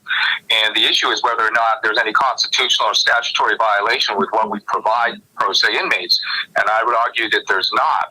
She has access to the court as required by the law. Everything she wants is over and above what our typical stance is for pro se inmates, and all those policies are in place for a reason. But somehow she wants to go beyond that, and she wants all this extra consideration, more than anybody has ever been given, frankly. And at the end of the day, again, it's a constitutional question. Is it a violation of her constitutional rights, the restrictions we have in place? And I would tell you it's not. Is that a position, Counselor, that you're taking today? Because Captain DiGiovanni had stated she needed to consult with legal counsel as to the issues of the headphones, internet, word processing, telephone issues. Is that the position that you're taking today, or is that something you need to further investigate to have a final position as to that? No, that's my piece of it from the legal end. Now, of course, she's got to talk to her folks as far as the security end of it, because a lot of those things are in place because of security concerns. The judge, is that your position today? Because if it is, we can just get this flippin' thing moving along. But from a legal concern, I can easily answer that today. And the answer again is, legally she's allowed access to the court and all these other things that she wants. And really, and I'll tell you what the case law says. The case law says if she's pro se, she's entitled to get, a paper, a pencil, and some stamps and some envelopes and those types of things. The idea that she wants unfettered access with the phone and she wants to make calls all day and night. At the end of the day, I'll also say there's case law out there that says, she's gone through, I think, 8 attorneys in this case, and she had several attorneys appointed to her case, and she's kind of put herself in this position today. And the case law is not real favorable to folks that put themselves in that position. Ma'am, do you have any other argument with regard to these requests as to the headphones, internet, word processor, or telephone? So my understanding is that I'm being penalized by Orange County Corrections Department because of their misunderstanding in regards to my, in quotes, 8 attorneys prior. Is that why I'm unable to have anything in order for myself to properly represent myself as a pro se defendant and inmate of the Orange County Corrections Department? No. That's not why. Don't rephrase it and give the argument back that you completely changed and twisted now. The reason was, as he stated, you have been given much more than any other pro se defendant. Your rights are not being violated at all. End of discussion. This is not you being penalized, Sarah. This is ridiculous. And then to throw in, on top of twisting his argument all around and pretending like she doesn't understand and pretending he's saying something he isn't saying, she has to add in, it's because you misunderstood all this about my previous lawyers. He probably didn't, but even if he did, it doesn't matter because he's not arguing that. Wow. I'm not going to answer that Not question. being penalized, just the opposite. She's being treated like every other pro se inmate in the institution. She's not being penalized at all. She wants consideration over and above what everybody else has. If I may please, what is over and above? What other pro se inmates, what is it that they've asked for? I don't see how they could successfully even represent themselves without internet and a regular working phone. And I'm pretty sure that they were not able to complete their case and the successful outcome that they were hoping for by being provided simply papers and pens.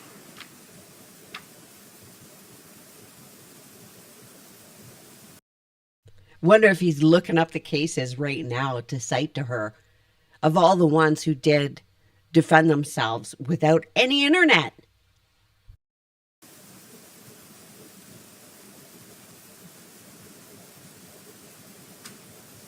Counselor, if you I'm not sure if she's asking me a question. I don't know if I'm a witness in this case or if she's trying to ask me a question. I'm not, you're just simply the attorney for Right. one of the participants, sir. If you don't, you're under no obligation to answer that question. You are just providing your legal position with regard to the Ms. Boone's demands and requests.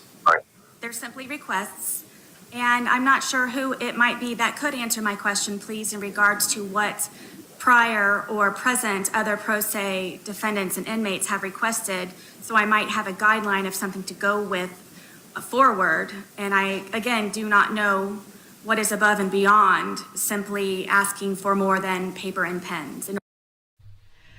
I was just told, but please explain it to me again.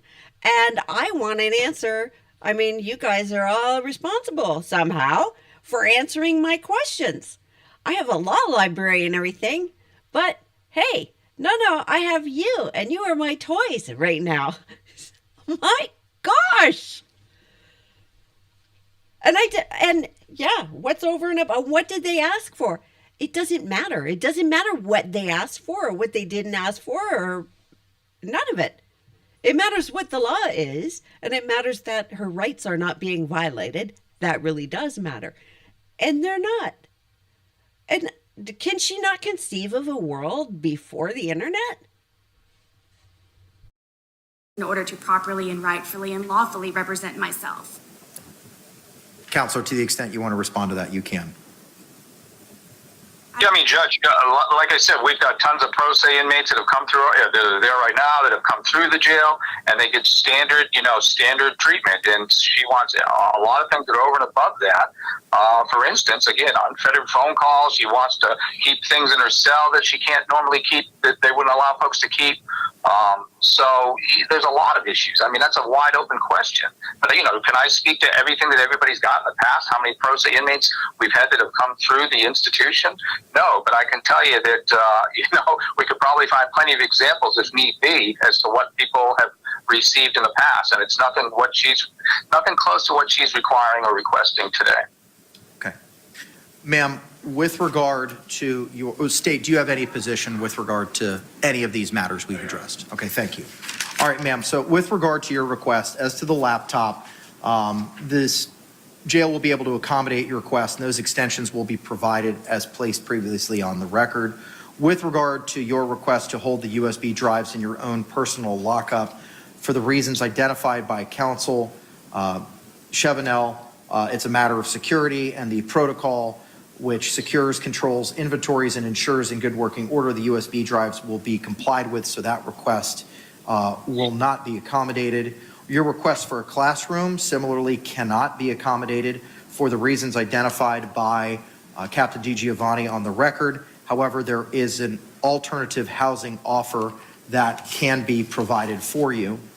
With regard to your request for headphones, that has been rejected and denied by virtue of legal counsel's argument and what is being provided to you. With regard to the internet, word processor, and telephone, again, for the reasons that counsel for Orange County has identified, those cannot be provided to you. The court does note that you do have the services of an investigator, and JAC provided you $10,000 and $1,000 for travel for your investigator. To the extent, as requested for the purposes of internet, for locating witnesses and experts, you have a personal private investigator that can utilize, who can do that for you. I know you've made requests previously to look at your phone to find contacts and information. You also have a private investigator who would accomplish some of those tasks for you. And those can be communications and conversations between yourself and your investigator as to who and when and where and what persons you might be able to seek to find. So for those reasons regarding the headphones, internet, word processor, and telephone, based on arguments of counsel for Orange County, I'm unable to accommodate those requests. the jail is unable to accommodate those requests will not be provided. With regard to the hard copies, that's going to have to be a matter, if it needs to be addressed, it can be readdressed with regard to the potential fire hazard. Captain DiGiovanni, would that still be an issue with regard to the fire hazard based on the amount of paper if Ms. Boone elected to move to the secured housing in the K dormitory?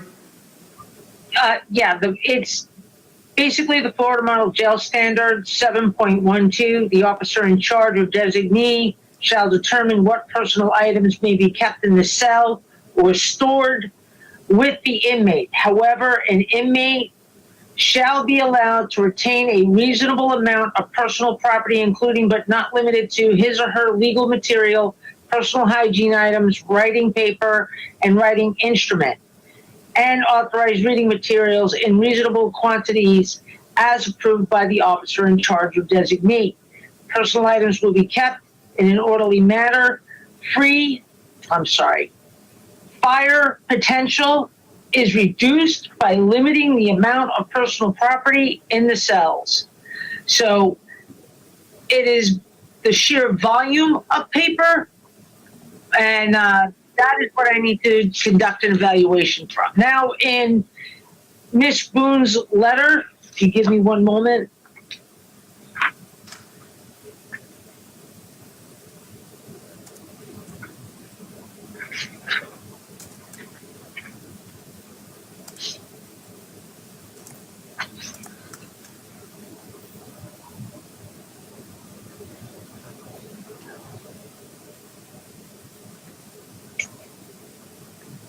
In number 8, discovery hard copies, she writes the following: as I am presently, I can keep these in the permitted property bag discreetly located at my bunk. I will purge the documents I have now and keep only new discovery hard copies. The remaining I can send to the property department and will purge anything already being stored for easy convenience and extra space.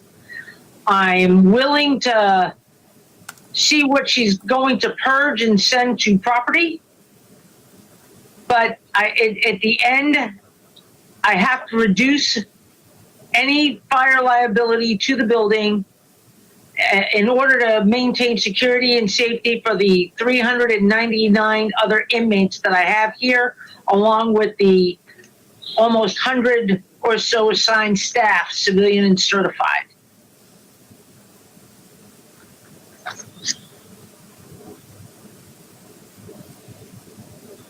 I will also say that pro se inmates in the past have been afforded a second fire retardant property bag, and I'm willing to issue a second fire retardant property bag to accommodate the excess, but anything over and above that, we may have to find an accommodation.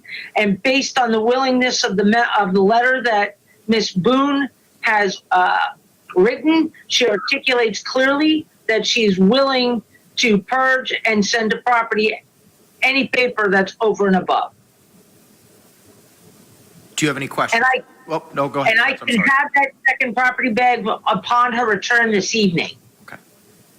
Ma'am, do you understand the second fire retardant bag that could be provided to you regarding the hard copies of the discovery? I do, and it was already provided to me, but the boxes unfortunately do not fit in the bag, where I did attempt numerous times and even had others try to help me put it in the bag. I also did not know that they were fire retardant bags. I have the one already at my bunk, and I'm in the process of trying to figure out what needs to be purged. I also have my second family law case that I'm trying to be able to obtain those copies at my bunk as well, because of the difficulties of receiving and delivering anything to the property department, which is why I came up with the solution of me trying to purge what I can specifically, to be specifically removed from the jail completely by a friend who can come and pick that up. I was just waiting for this hearing to happen so I can figure out when to tell her to come to do so.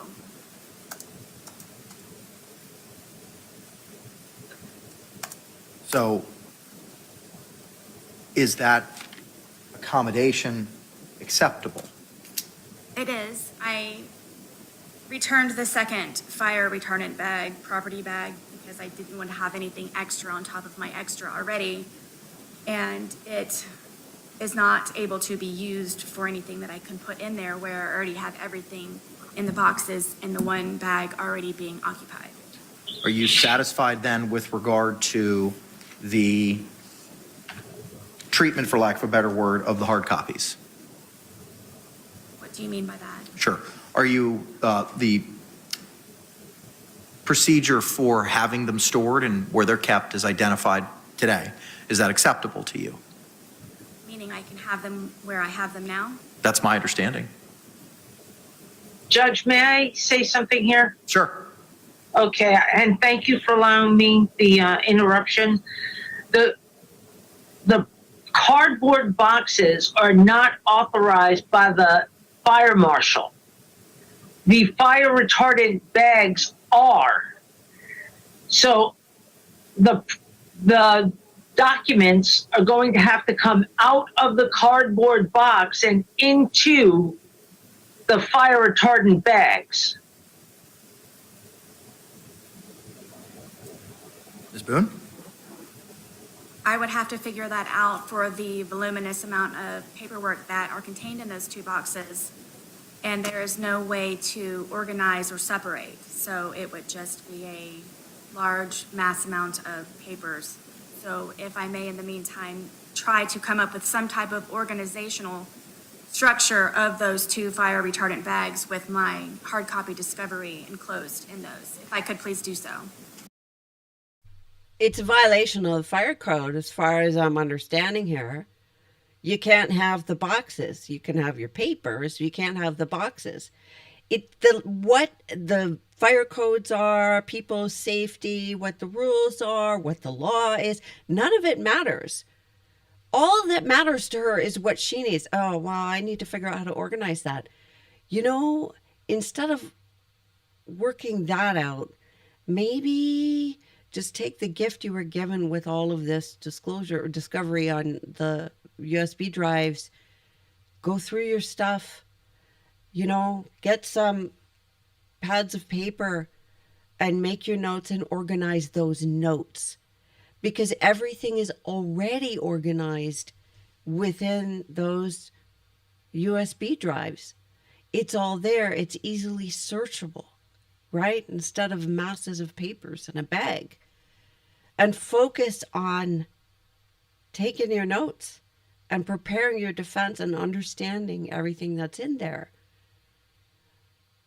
Because she's not going to come up with an effective way of organizing that in the time between now and trial. And that's just to organize it. Never mind to digest it all and come up with a defense and prepare it and call who you need to call and all of that. She's focused on just having the thing. I just want to have it. I just want to control it. She's not focused on actually defending herself. Does she think that just because she wants something or doesn't like something or disagrees with something or because she says something, then that's what goes? And part of the problem is, I think, that she gets away with it. I'm not talking about the court. I'm just talking about life in general. She's probably gotten away with it a whole lot. Mr. Chevenel, I'm Captain Giovanni, is there any way we can give her an additional bag or so and she can switch it in and out of property or whatever it may be? Can we provide her an additional bag that may help her to separate her documents? I could provide the third fire retardant bag, but it's the encroachment into another inmate's area. It's a limited space. But the cardboard box can't remain. And Judge, if you recall my request, I had asked for all of this to be placed on a USB drive so that we would not have the paper in the jail for this very reason. And I understand that. And Ms. Boone has continued to request the paper copies. And And that's why everything was digitized, so that she would have that access to it. Everything has been digitized, but she has continued to request for those, and we're trying to make that accommodation for her as well. If I may, Yes. Scott, if everything's digitized, why do we have to get the paper?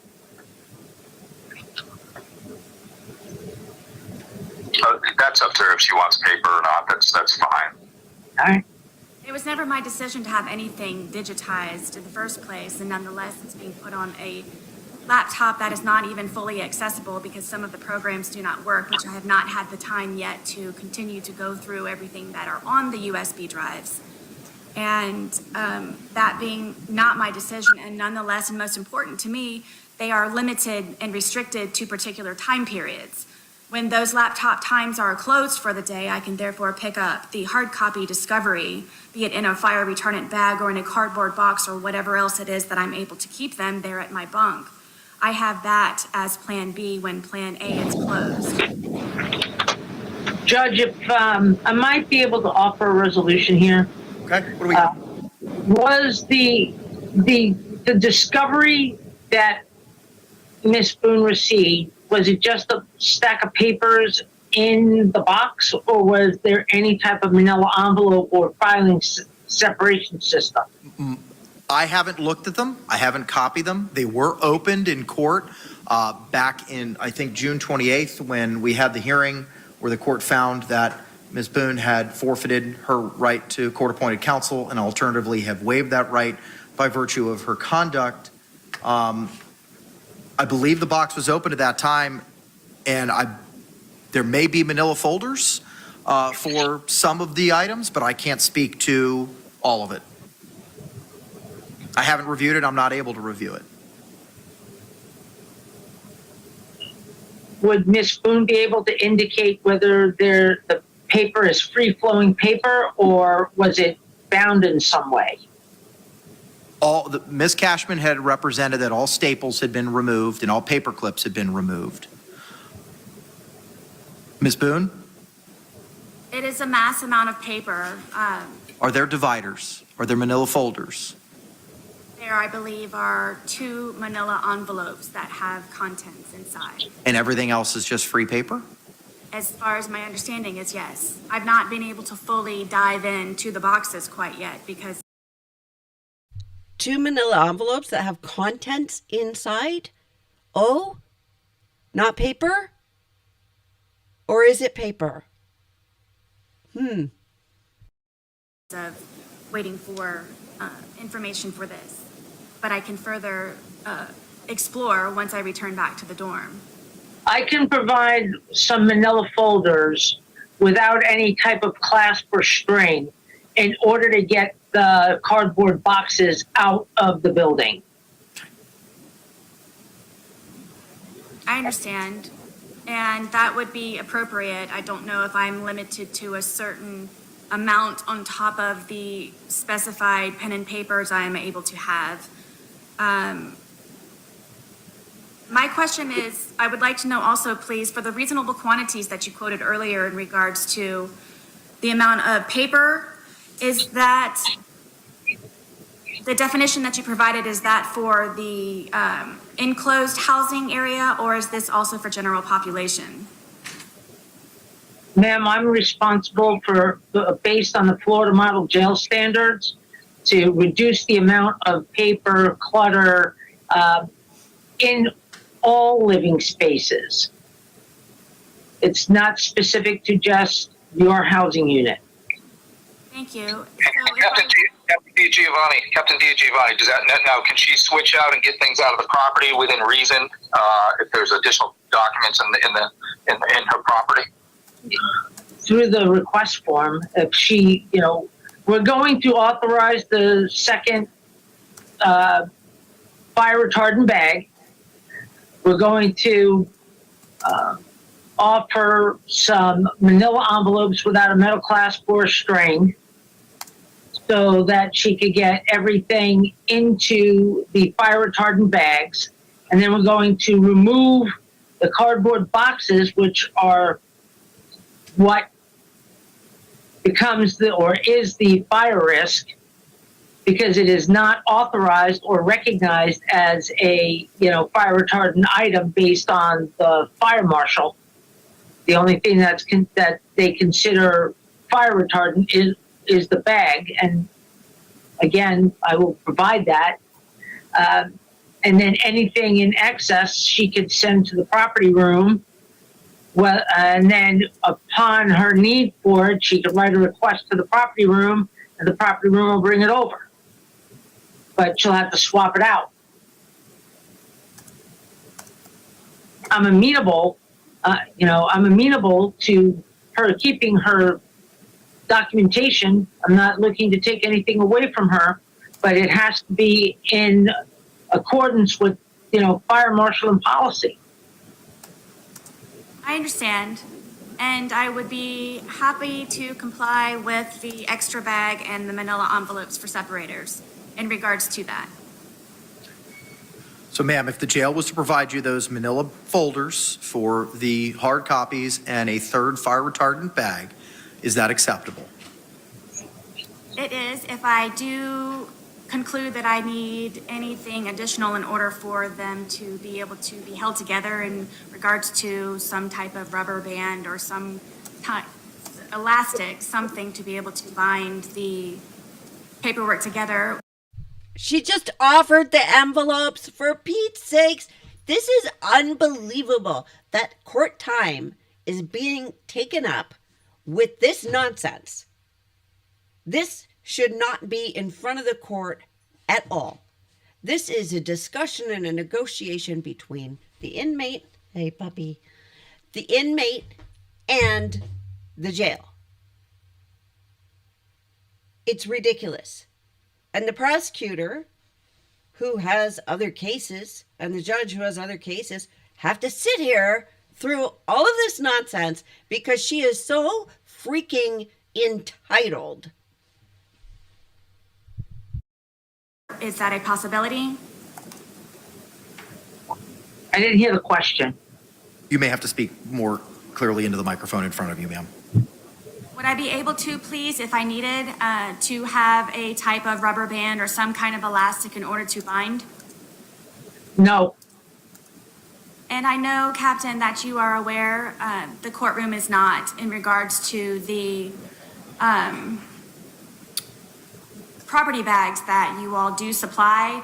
There's no rigidity to them whatsoever. It is just a floppy bag. So when you pick that up, everything goes in the middle. So there's no type of, there's no way of actually being able to make sure that one pile stays in the one pile and so on and so forth. Hi, Sarah. She offered you manila envelopes. Hello. Hello. Did you hear? Watson's looking at me, turning her head back and forth. Hi, pups. She's wondering why I'm yelling.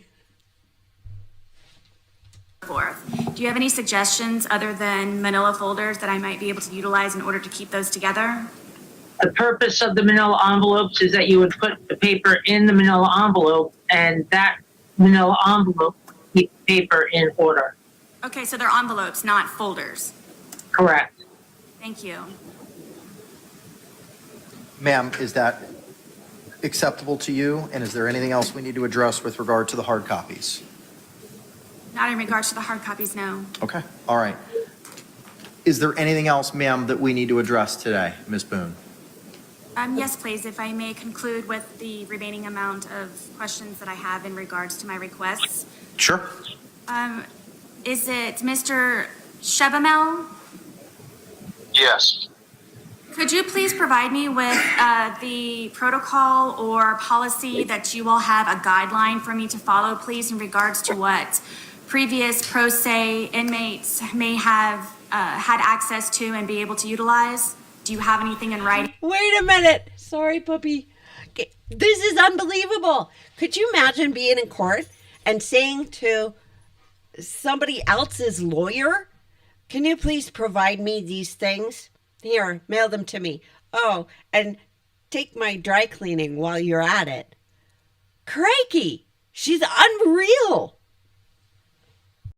As a hard copy?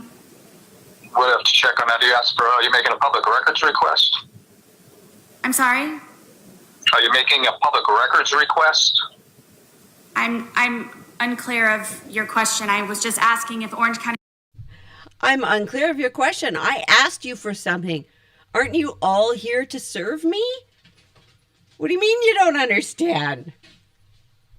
Corrections Department had any type of guideline that you are accusing me of going above and beyond, other than the pen and paper. So I didn't know if you had a policy or process in, if you have a pro se packet, like JAC has a pro se packet, does Orange? Wow, so we know she hangs on to grudges because she's hanging on to and bringing up something from way earlier in all of this. I mean, everybody else has moved on, but oh no, she's going to remember that. She's the type of person who will remember what you did to her when you guys were 8 years old. And you know, when you're 58, you might pay. Orange County provide something like that? You'd have to ask the jail that question. I don't know. I advise from a legal standpoint, and I can certainly tell the jail what the legal standard is. I'm not going to advise you as to what the law is, but I'll certainly advise the jail as to what the legal standard is. Yes, please. Captain, I would be. Yes, please. She doesn't get it. He's saying, look, lady, I'm not your lawyer. I'm not here to provide you legal advice or take direction from you or take your order, right? This is my client, not you. And she doesn't get it. Yes, please. She doesn't get it. She thinks everybody's there to serve her. The world revolves around her. Wow. Responding to you in regards to that or following up with you or Sergeant DeJesus? Ma'am, we don't have any access to that. I don't know anything about what other inmates that are currently pro se get other than that laptop and the information transferred to a USB drive. Yes, ma'am. Thank you.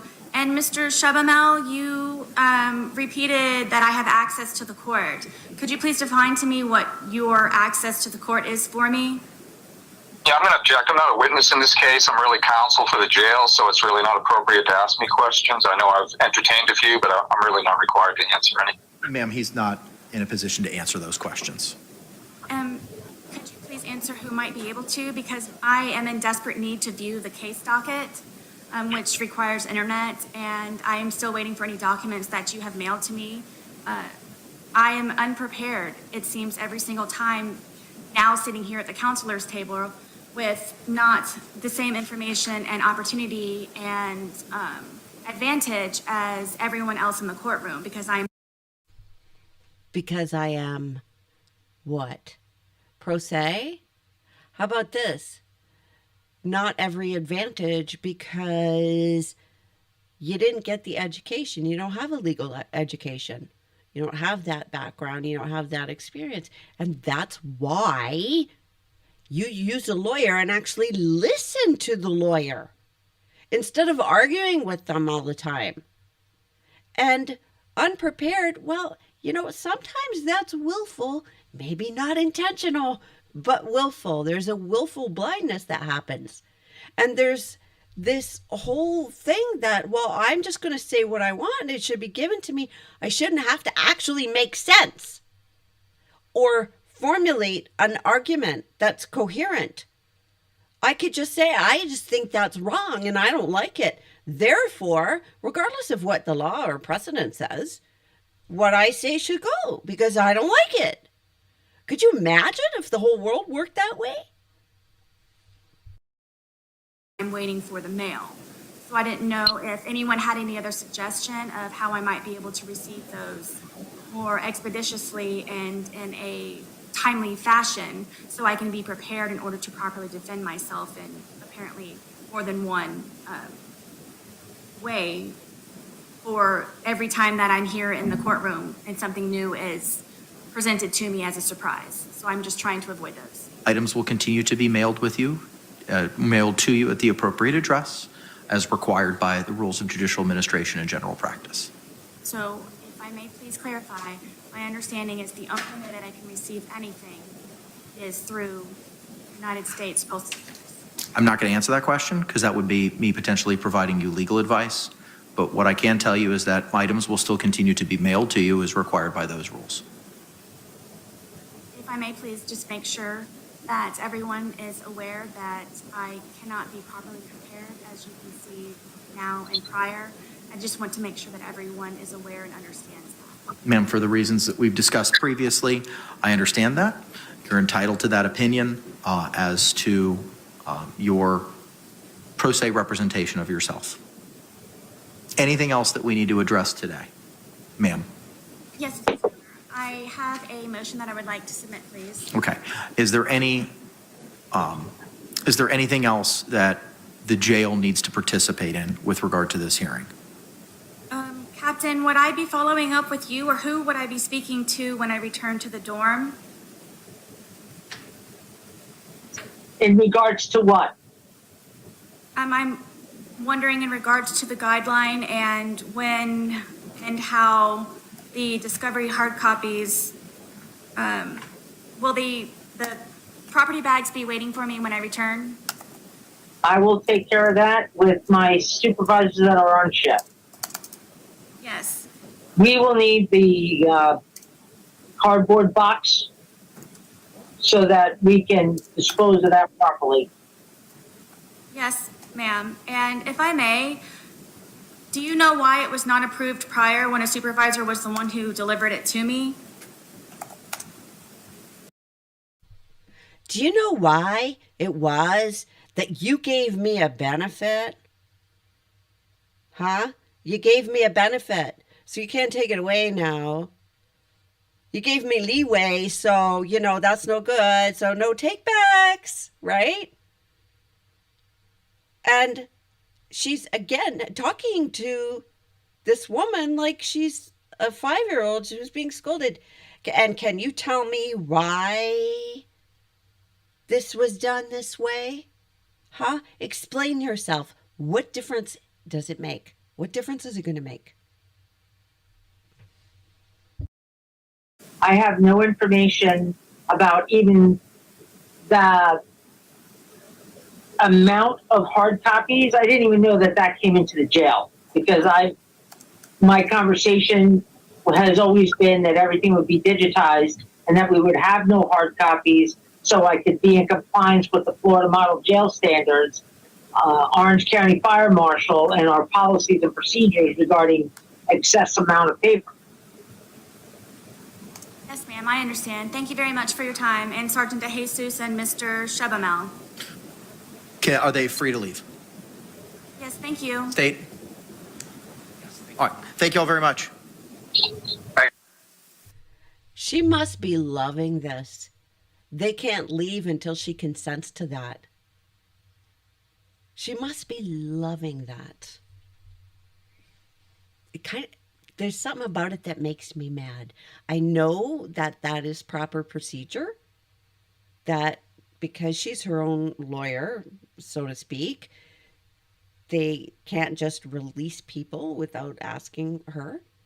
But given what she did,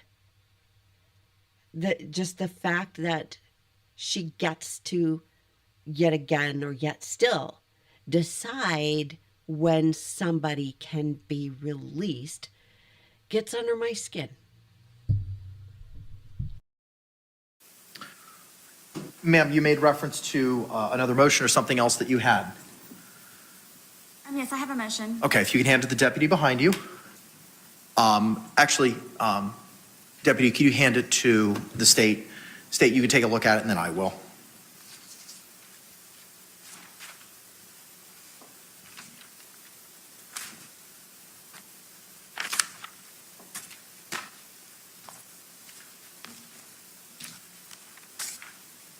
Thank you, sir. All right, ma'am, give me a moment to take a look at this.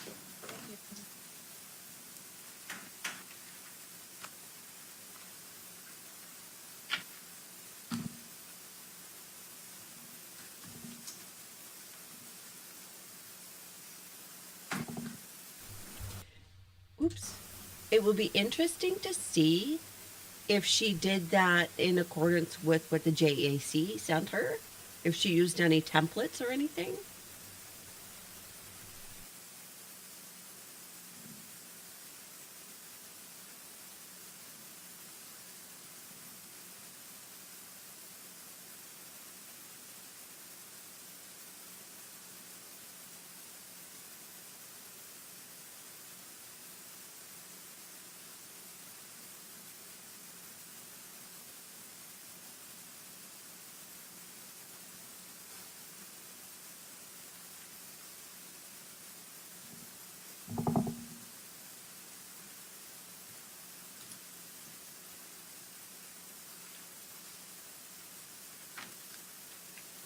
Court has been provided a motion for payment of costs and appointing a neuropsychologist to assist the defendant in preparation of the defense. State, I don't think we can have a hearing on this without JICS. State takes no position. We don't have anything to do with this. Okay. Ma'am, I can't have a hearing on this today. I will have to coordinate a hearing with regard with JICS to have this heard, because this is something that involves them. Correct. And they haven't even had the opportunity to review it yet. And they are copied on that as well. I do see that, but you're hand filing it with me right now. Correct, thank you. So the court will file this in the court file, and we'll coordinate a hearing as soon as practical with regard to this motion, and it'll be heard before the end of this week. Neuropsych. That's really interesting. I want to read the motion to see if there's any more information within it. Anything else, ma'am?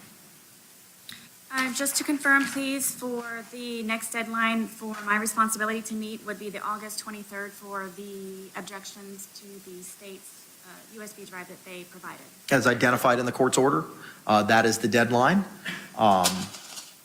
The only other deadline, ma'am, is the September 3rd deadline for the viewing of the state's physical evidence, which sounds like that's something that may take place prior to that deadline.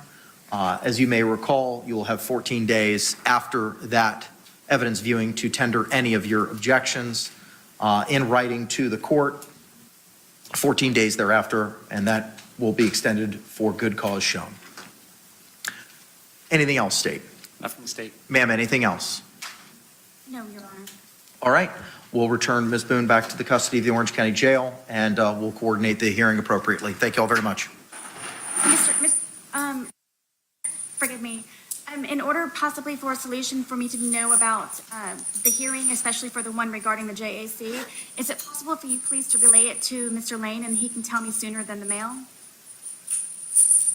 I can certainly do that. Going forward, so I would have some opportunity quicker than waiting for the mail?